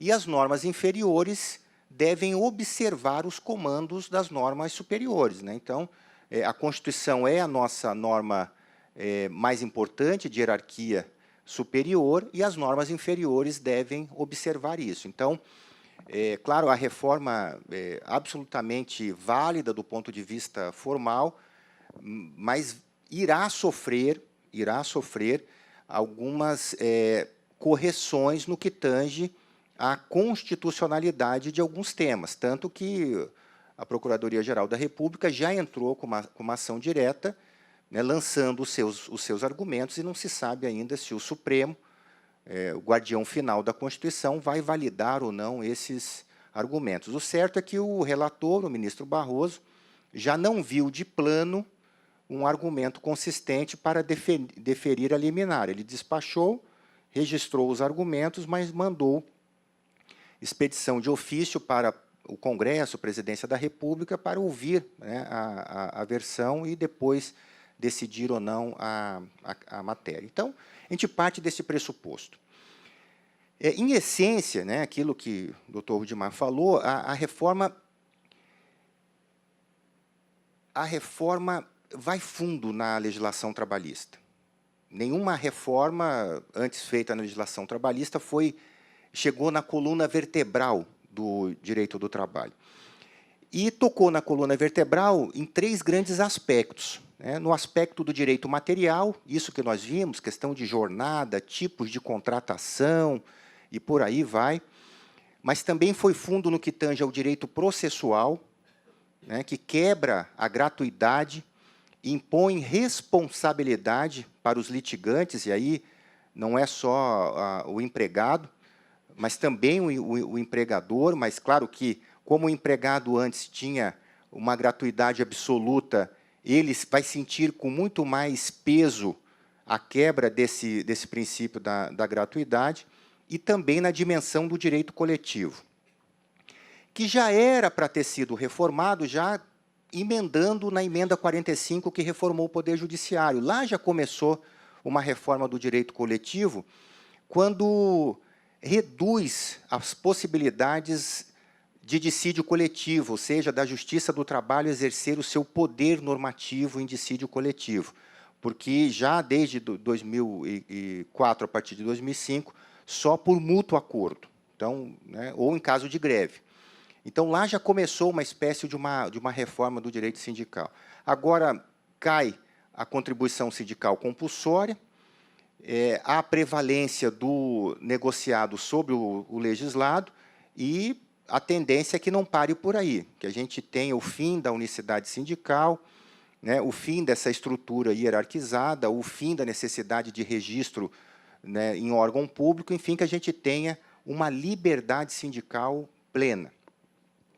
O que vai acontecer na perspectiva do Poder Judiciário é muito difícil dizer, porque até a gente conversava um pouquinho antes, como toda organização composta por pessoas, a gente tem uma diversidade enorme de pensamentos, e no Judiciário não é diferente, porque, tradicionalmente, o Judiciário, né, os juízes foram treinados para invocar a sua autonomia, né, o juiz tem muito orgulho disso, dizer, não, eu decido com autonomia. Claro que, muitas vezes, essa autonomia é tida de uma forma desvirtuada, porque a autonomia, a independência do juiz é para que ele julgue livre de pressões econômicas, políticas e de toda a natureza, mas isso não quer dizer que ele vá julgar, né, do jeito que ele gostaria, né, e por isso que ele tem que sempre observar uma ancoragem da sua decisão nas disposições legais, né, mas os juízes têm muito orgulho dessa independência. Então, é muito difícil a gente dizer o que vai acontecer. Como a gente fala aqui para empresários, me parece que uma mensagem positiva, até pelo resumo da minha apresentação aqui, pelo pouco tempo, é ressaltar que a gente teve o cardápio de contratações pela empresa ampliado. Porque aquela empresa tradicional só podia contratar empregado de um jeito, né? Era o contrato de trabalho por tempo indeterminado. Essa era a regra geral. Aquela jornada fixa, salário por tempo, e ainda que a própria CLT já tivesse assim, variações, né, desse contrato master, desse contrato padrão, o certo é que era praticamente a única forma, né? Excepcionalmente, os contratos por prazo determinado, mas a regra sempre foi de uma integração plena, linear e permanente do empregado na estrutura da empresa. Confrontando com as novas hipóteses de contratação da reforma, a gente tem várias outras modalidades, né? Nós temos, então, o contrato tradicional, o contrato por prazo determinado, agora a gente tem o teletrabalho, a gente tem o contrato intermitente, a gente tem a possibilidade do trabalho temporário, a gente tem a terceirização em toda e qualquer atividade da empresa. Enfim, né, nós tivemos uma ampliação significativa das hipóteses a tempo parcial, né? Então, a empresa pode modular com mais liberdade como vai se apropriar de força de trabalho, né?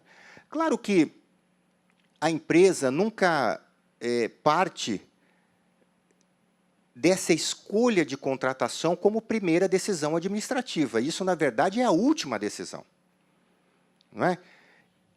Por quê? Porque quando a gente vai num restaurante cujo cardápio é só feijão, arroz, ovo frito e batata frita, fica fácil escolher, né? A gente quase não erra. Agora, quando o cardápio traz muitas opções, a probabilidade de errar aumenta também, né? E muitas vezes é isso, a gente vai escolher um prato ali que parece um prato sofisticado, a gente, né, muitas vezes gosta mais do prato do outro, né? Então, isso também vale para a nova legislação trabalhista. Isso vai exigir dos empresários uma maior o maior critério na hora de escolher a forma de contratação. E o que vai definir isso? Quando eu vou ver um cardápio alimentar, eu vou escolher o prato a partir da minha necessidade pessoal. Não, eu preciso fortalecer um pouquinho proteína, não, preciso botar um carboidrato aqui pelo horário do dia, pelo tipo de atividade que eu vou exercer. Então, eu parto de algumas regras e de alguns princípios que vão nortear a minha escolha na hora de compor o meu prato. Como é que uma empresa define o tipo de contratação?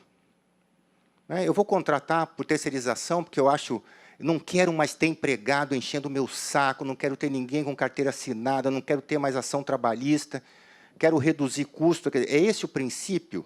É isso que vai nortear a escolha? Parece que não. Se for, já começou errado. O que define para a empresa o modelo de contratação? A aderência disso ao seu planejamento estratégico. Então, imagine uma empresa como um navio. Vai lá, o empregador pega o seu dinheiro e constrói um navio. É o que o empresário faz. Ele vai lá, aluga uma sala ou constrói uma sede, coloca mobiliário, coloca os mastros, compra as velas, constitui aqueles elementos ali que vão permitir que ele explore a sua atividade econômica, ou seja, que ele navegue no mar do mercado.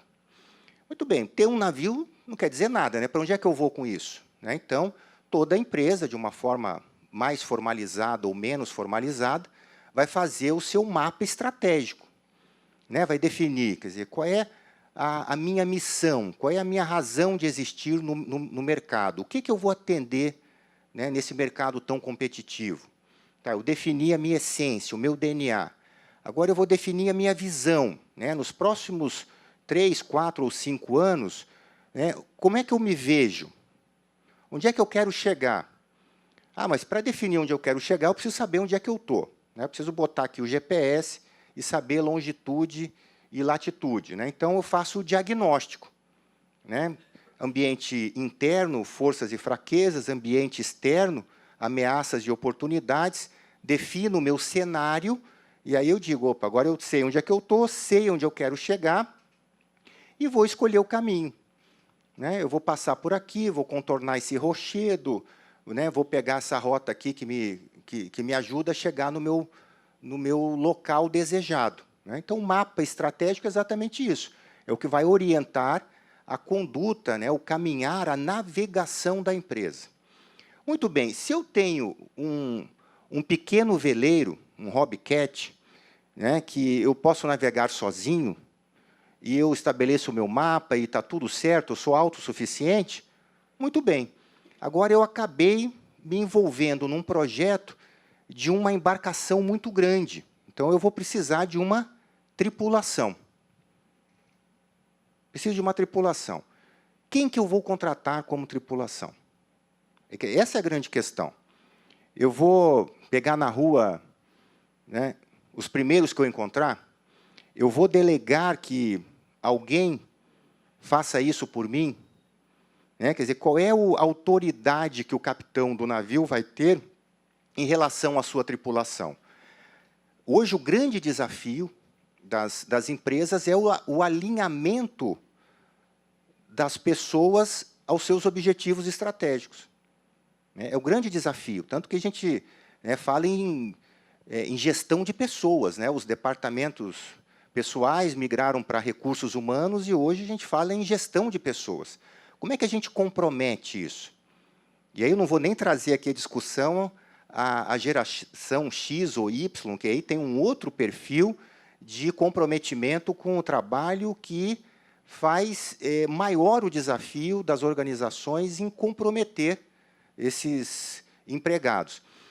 Ou seja, em resumo, é isso que vai definir como a empresa vai escolher no cardápio a forma de contratação. Então, eu preciso, e claro, eu acho inimaginável também, concordo com o Dr. Rudimar, que uma empresa terceirize tudo. Isso é pouco provável, não que seja impossível, porque toda decisão vai gerar ônus e bônus. e só o empresário, o empregador, é que vai arcar com esses riscos da atividade econômica e os bônus das suas boas escolhas, mas os ônus também de suas escolhas questionáveis. Então, é importante escolher muito bem. Então, a empresa tem uma necessidade linear, né? Trabalhos que dependem de horário comercial, como recepcionista, pessoal que trabalha em produções constantes. Para aquilo ali, eu vou escolher um tipo de contrato. Mas eu tenho, por exemplo, um período do dia, pela manhã, pela tarde ou pela noite, que eu preciso dar um reforço, mas também esse reforço é durante a noite e também de forma linear. Eu posso contratar a tempo parcial. Contrato alguém que vai lá trabalhar 5 horas por dia, 6 horas por dia, naquele período que eu preciso dar um reforço. Eu tenho uma sazonalidade em dias de semana, em períodos do mês ou em meses do ano, eu posso fazer uma contratação por contrato intermitente. Tem uma atividade que não é uma atividade foco, né, como o Dr. Rudimar falou. Eu tenho lá o pessoal de limpeza, de conservação, de segurança, de tecnologia da informação, enfim. Aí cada empresa vai mapear as suas atividades, e, de fato, é isso. A legislação, numa leitura sistemática, não permite essa terceirização atomizada da função, o que a gente, às vezes, conhece como pejotização. É preciso ver a atividade econômica como uma espécie de uma tangerina, né, ou mexerica. São gomos, e cada gomo é uma atividade. Quando a empresa terceiriza aquele gomo, vai o gomo todo, né? Então, vou eleger algumas atividades da minha estrutura que não são fundamentais, e assim eu vou escolhendo a forma de contratação. Eu preciso substituir pessoal regular ou atender demandas excepcionais. Eu posso fazer contrato por prazo determinado ou contratar trabalhadores temporários, né, por empresas interpostas, enfim. Nós temos hoje uma ampliação das opções de contratação, mas, assim como a gente pode errar com um cardápio com muitas opções, comendo errado ou comendo demais, e isso vai gerar um prejuízo, também, na hora de escolher a contratação, me parece que a gente tem que seguir um receituário, alguns princípios, algumas regras, para a gente escolher corretamente, tanto na substância quanto na quantidade, porque decisões erradas na hora de contratação geram um risco. A Justiça do Trabalho vai aplicar essa nova legislação, mas há muitas normas constitucionais que ainda orientam de uma forma protetiva, né, o direito do trabalho.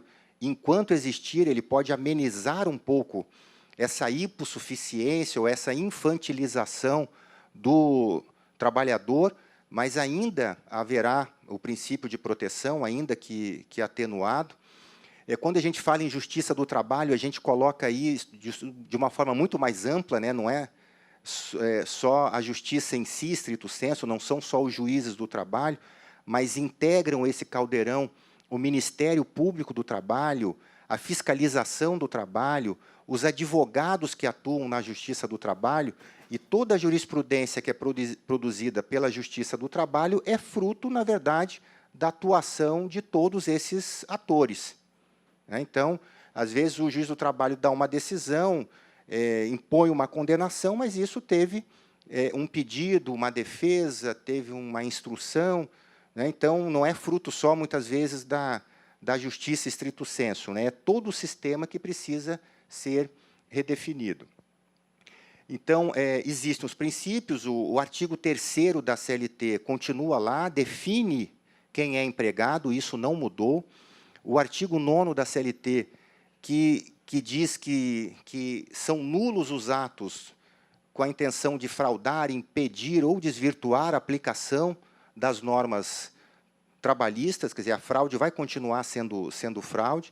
Então, me parece que essa legislação avança, né, num sentido que a sociedade brasileira tem buscado pelas últimas reformas.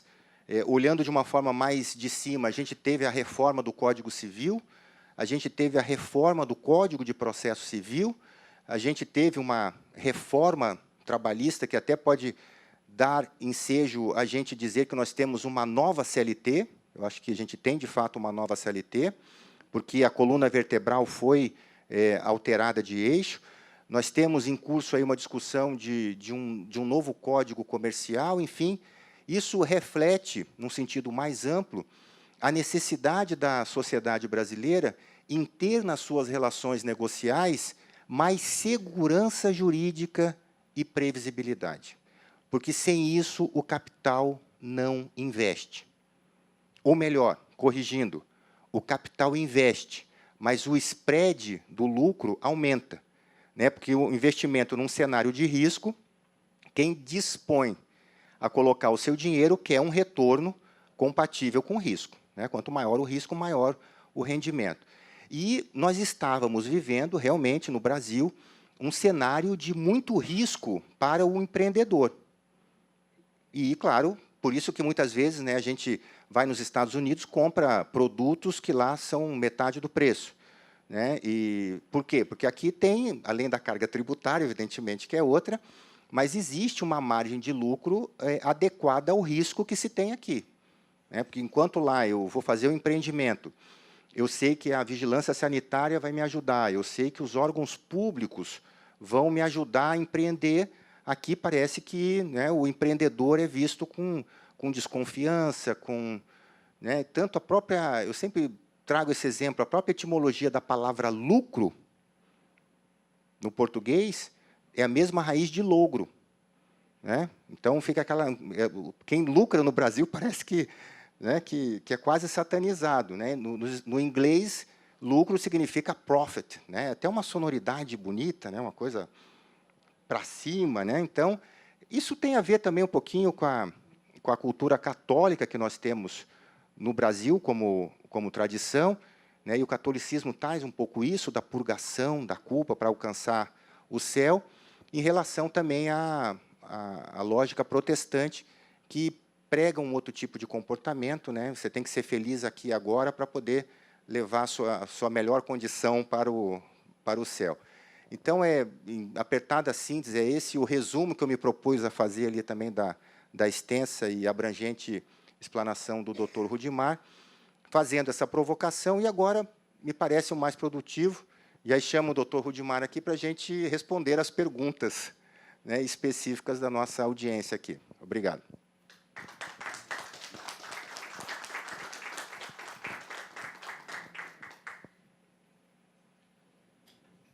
Vamos compor a mesa aqui e a gente...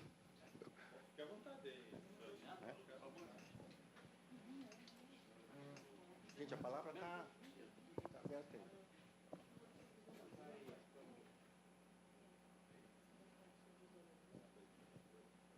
Na sua avaliação, desembargador, o sindicalismo, tanto laboral quanto patronal, como é que ele vai coexistir com essas transformações que nós estamos passando? Bem, o que eu sei é que o Brasil é um Estado-membro da Organização Internacional do Trabalho. Ele está entre os 10 integrantes que mais ratificaram convenções da OIT, e isso é algo positivo, mas não ratificou a Convenção 87, que trata da liberdade sindical, né? E talvez esse seja um dos grandes desafios para o mundo do trabalho.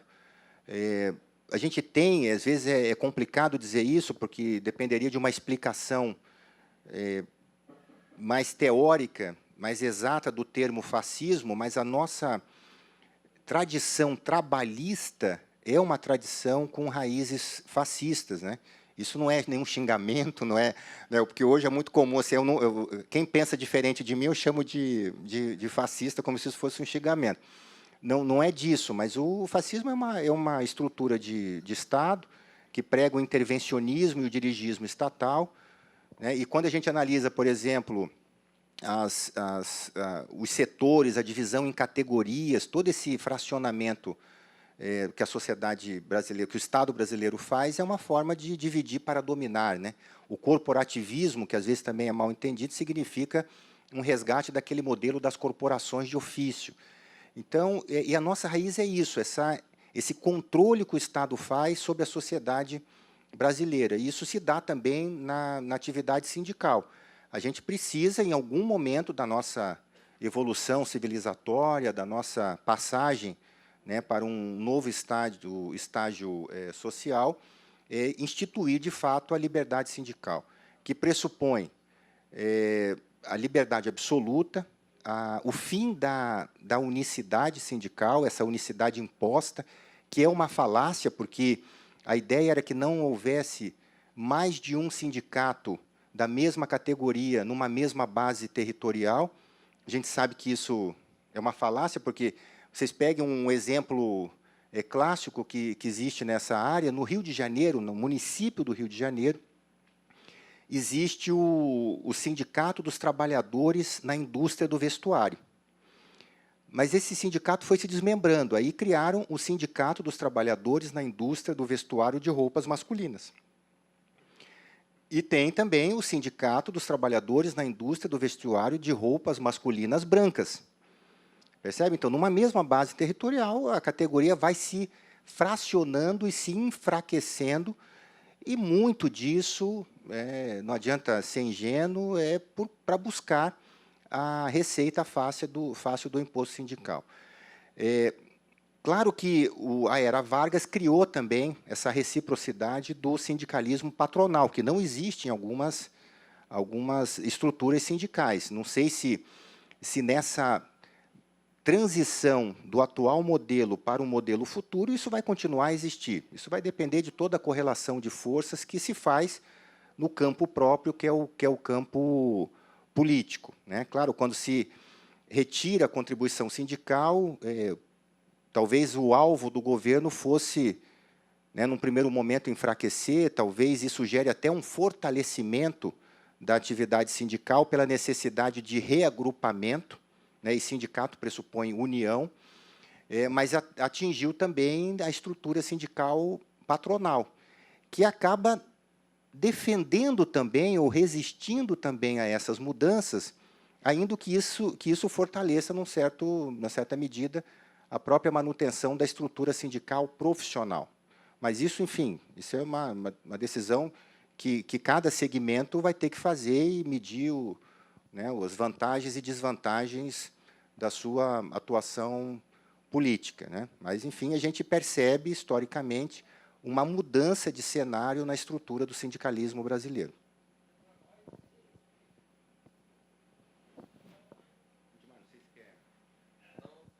Já falou bastante hoje? Já está cansado?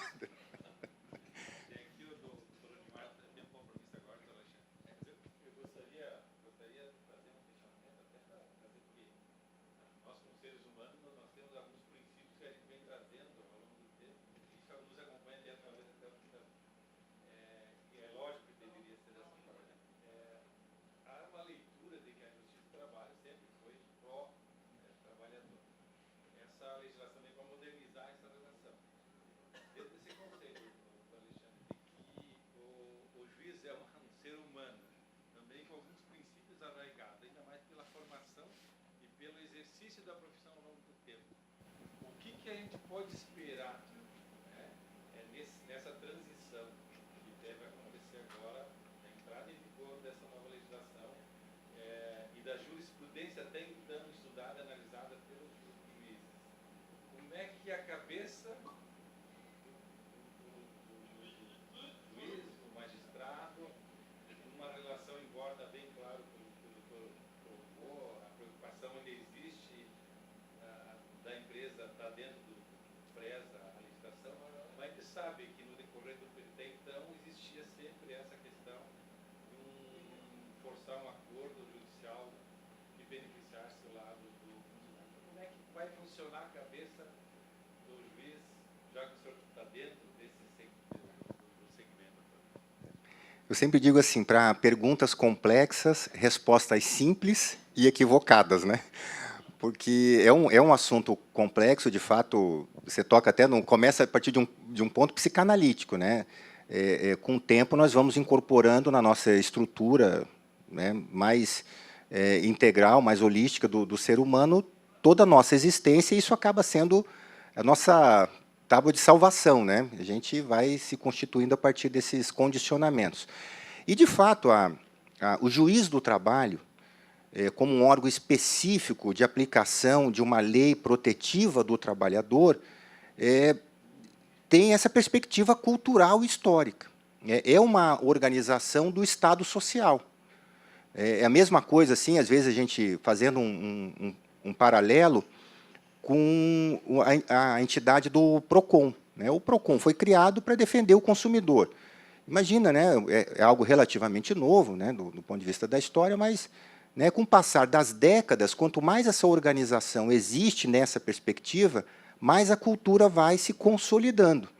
Depois, imagina, daqui 70 e poucos anos, 80 anos, chega para o PROCON, com toda aquela estrutura, né, pessoas que estão lá 20, 30, 40 anos, diz, não, agora você tem que dar uma virada aqui, né, e deixar de fazer tudo o que está fazendo.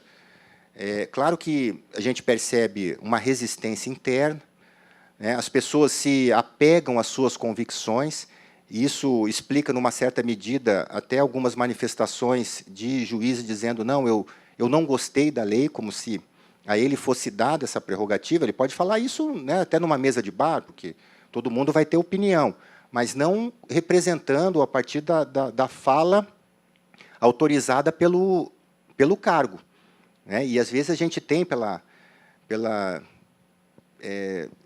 democratização ainda muito recente, esses roupantes assim das autoridades, isso em todos os setores, né, de fugirem um pouco de uma visão republicana. Então, de fato, a gente tem essa tradição, né, é um órgão que vem do Estado social, foi criado para isso, foi aplaudido por isso durante muitas décadas, porque o Estado social, inclusive, eu não estou aqui fazendo juízo de valor, né, impediu o avanço da ideologia socialista. Então, numa certa medida, se a gente tem hoje, né, um capitalismo de livre iniciativa, isso se deu, numa certa medida, porque o Estado social fez as suas concessões na época, mas agora o tempo mudou, a exigência da sociedade é outra, a gente passa a perceber que o limite do direito é o orçamento, né? Se a gente não tem orçamento, não tem como atender políticas públicas, não tem como dar saúde, segurança, educação, né? Não adianta a gente ter a melhor legislação trabalhista do mundo se a gente não tem atividade econômica, né, que gere isso, que gere reprodução de riqueza, e não mera especulação, né? O empresário que não quer ter empresa, não quer correr risco, bota o dinheiro na bolsa de valores, mas vai especular, né? Não vai gerar serviço, não vai gerar produtos, enfim, que é o que move, incrementa a economia. Então, por conta disso, a sociedade brasileira acaba percebendo que precisa ter um cenário de segurança e previsibilidade, e que a legislação, né, toda ela, mas a trabalhista especificamente, faz parte de uma infraestrutura necessária para que a atividade econômica se desenvolva e gere frutos. Então, essa percepção também existe, apesar de alguns mais radicais serem contrários à reforma, muitos pontos são indiscutíveis, não há nenhuma discussão quanto ao fim, por exemplo, da hora em itinere, que é essa hora de deslocamento da casa para o trabalho, não há dúvida quanto a isso, não há nenhuma dúvida de que o intervalo vai ser pago só pelo tempo suprimido, com adicional, mas sem natureza salarial, como é hoje, ainda paga a hora cheia. Quer dizer, há uma série de alterações da reforma que, ponto a ponto, a gente vai vendo, não pode sofrer qualquer tipo de discussão jurídica consistente.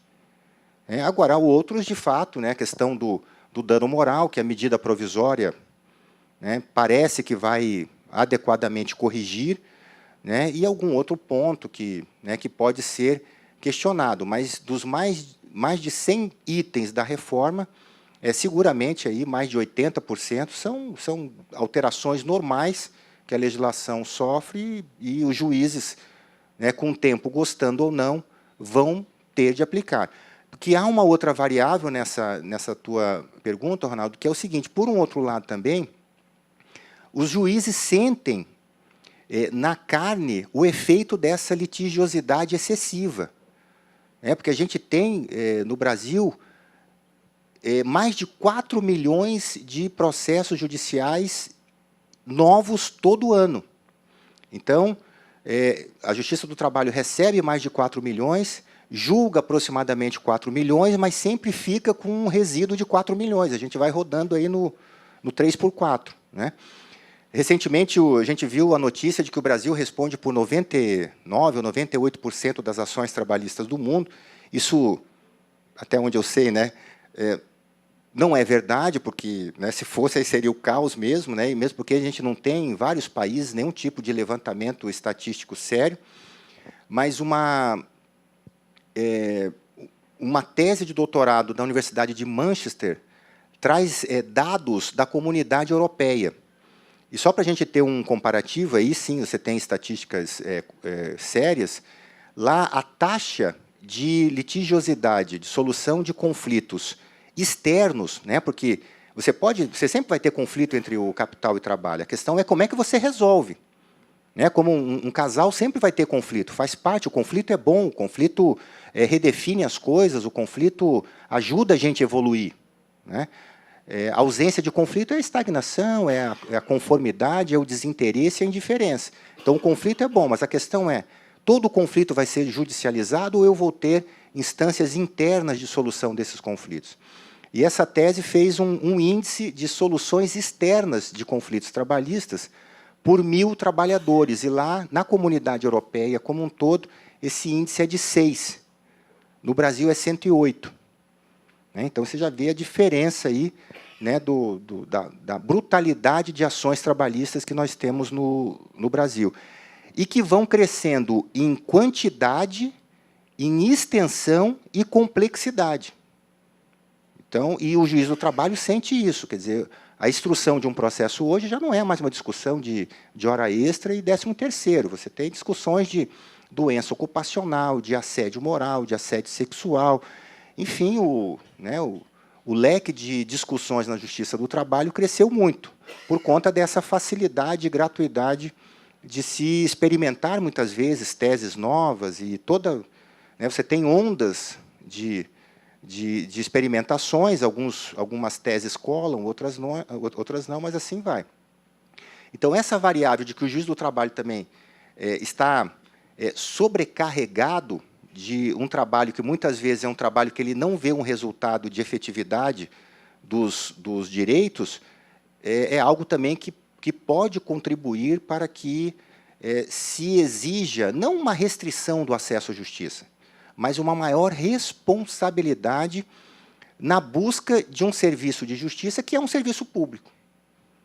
Para a gente entender bem, eu colocava isso recentemente, o acesso à justiça é a mesma coisa do que o acesso a um posto de saúde.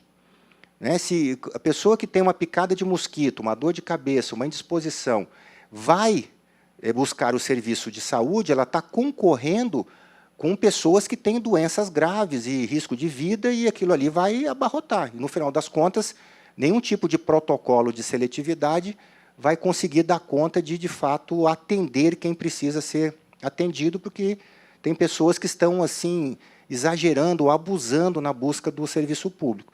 Justiça é a mesma coisa.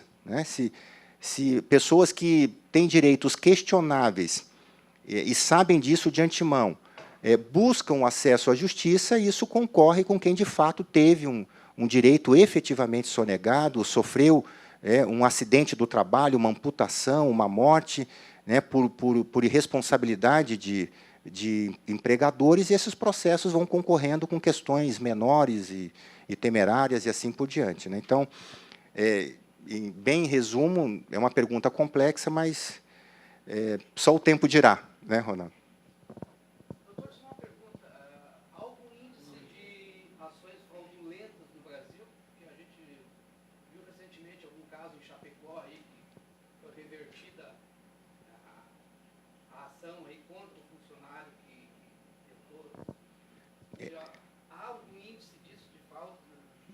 É uma excelente pergunta.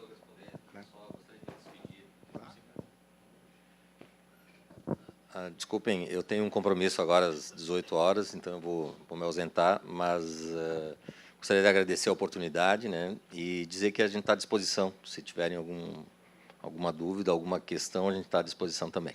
Desculpa.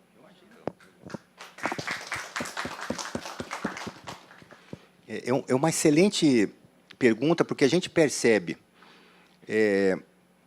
até pela divulgação da mídia, como tem crescido a intensidade de condenações da Justiça do Trabalho por litigância de má-fé, inclusive de trabalhadores. Isso reflete um pouco isso que a gente estava dizendo, quer dizer, a Justiça do Trabalho já se sente assoberbada e, muitas vezes, mal utilizada por essas demandas e acaba reagindo dessa forma, coisa que era impensável há 10 anos. Um caso de litigância de má-fé de empregado na Justiça do Trabalho era algo absolutamente raro de acontecer, e hoje a gente já vê com muita frequência e condenações, inclusive, muito pesadas por quem utiliza esse serviço público de uma forma irresponsável. Mas a gente não tem ainda isso como uma estatística incorporada, né, na estatística do Poder Judiciário. Esse ano, a nossa Escola Judicial trabalha um tema que é o tema da litigiosidade. Nós tivemos um evento no começo do ano que tratamos especificamente sobre litigância de má-fé e informalmente se fez um levantamento, né, que agora eu não tenho os dados de cabeça, porque muitas vezes também os juízes de primeiro grau têm a percepção de que o tribunal revoga, né, ou altera as condenações. E esse levantamento comprovou o contrário, né, que 80% das condenações de litigância de má-fé em primeiro grau são mantidas pelo tribunal, e muitas vezes o tribunal ainda acrescenta outras condenações.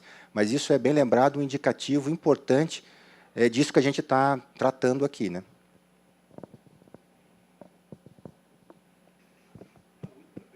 Não, fica à vontade.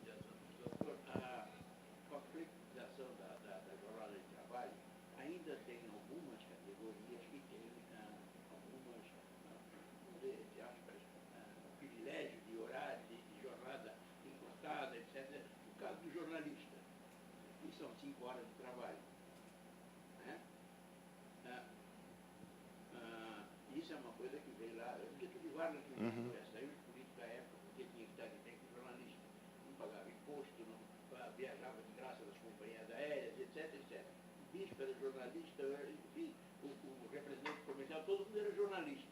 Em 79, uma comissão, em 79 houve uma comissão, que eu fiz parte, e nós tínhamos que arejar esse meio. Nós caçamos mais de 50% dos jornalistas de Santa Catarina. Hoje, eu acho que só quem perde é o trabalhador, porque ele podia estar, em função desse curto espaço de trabalho que ele dedica à empresa, e também um dado importante, porque 5 horas? Também, na época, o jornalista era um boêmio, ele fumava dentro da redação, que era um espaço mínimo. Era insalubre? Exatamente, ele fumava e bebia. É verdade. Bebia em serviço? Mas isso era comum. As grandes redações do Rio de Janeiro, o jornalista era boêmio, então o jornalista iniciava sua coisa, já tinha passado na choperia, tomado, só para registrar a história. Mas depois ele ia para o jornal e continuava, porque ele não tinha, depois, em algum determinado momento, a bebida foi substituída pela maconha, né? A droga. Então é uma coisa meio histórica, mas o laboral e o patronal não se acertam, ou a legislação não se acerta para alterar essa relação, que é muito fora de... Também, em resumo, eu vou tentar responder uma pergunta complexa, mas é que muitas vezes também, quando a gente vê uma alteração, parece que nada do que existia continua existindo, né? E que a alteração é também mais ampla do que, de fato, ela é. Porque a alteração se deu ali em critérios de acordo de compensação, formalidade, banco de horas, etc., mas não houve nenhuma alteração nessas jornadas especiais, do bancário, do jornalista, em leis especiais de engenheiro, de advogado, etc., etc. Isso não foi objeto da reforma. Então, vamos dizer assim, né, em princípio, essas jornadas especiais continuam valendo, e sobre elas pode-se aplicar essa flexibilidade de acordo individual quanto a acordo de compensação, banco de horas, enfim, tudo isso que foi flexibilizado. Mas, em tese, essas jornadas especiais reduzidas continuam, né?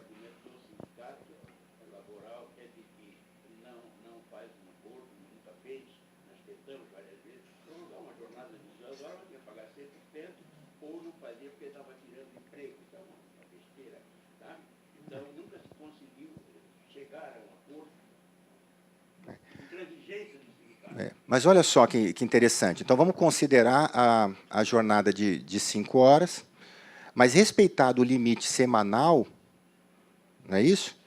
Né? E multiplicado ali dentro de um mês, que pode ser o acordo de compensação, você pode somar essa jornada mensal e fazer um acordo de compensação, né? Aí sim, aí respeitando o limite daquela jornada especial e a jornada diária também. Então, né, em vez de trabalhar lá 5 ou 6 dias, 5 horas, ele pode concentrar isso em 3 dias, e aí você pode conjugar isso também com um contrato intermitente, com, né, o contrato regime parcial, enfim, né, dá para fazer um mix aí de contratações em cima desse limite diário e semanal especial.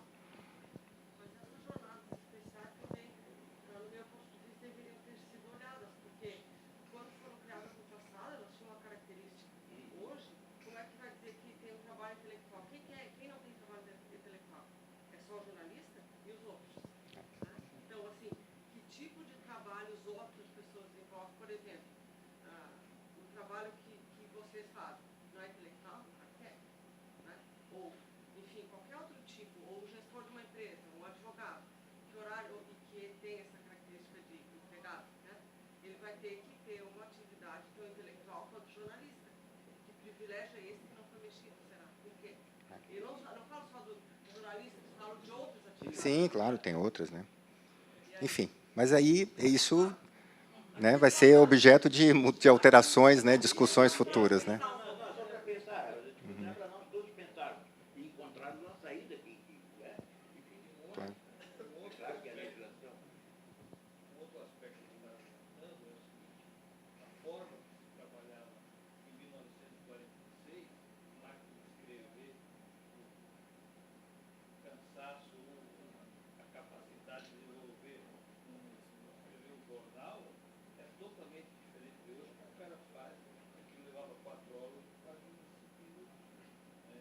Ele não precisa mais vir unidade de rebater, máquina de escrever, ou corretor de texto, mas tudo foi mais fácil a vida do cara que escreve, por exemplo. Então, isso não evoluiu no tempo, com relação a isso, e isso é um problema dentro da... Não, sem dúvida, sem dúvida. Mas, assim, só fazendo um contraponto, não sei se é exatamente nesse tipo de atividade que vocês conhecem, né, muito mais do que eu, mas, de um modo geral, a gente percebe também que o impacto da tecnologia no trabalho das pessoas acabou gerando um aumento de produtividade, mas também a redução do que se chama da porosidade da jornada, né? As jornadas hoje são muito mais intensas para todos, para todos. Né? E aí, antigamente, você tinha aquelas, né, uma coisa, até por conta disso, né, parava um pouquinho, ia lá, tomava um café e tal. Hoje você senta e vai, né, vai sem folga, sem intervalo e com uma intensidade... É verdade.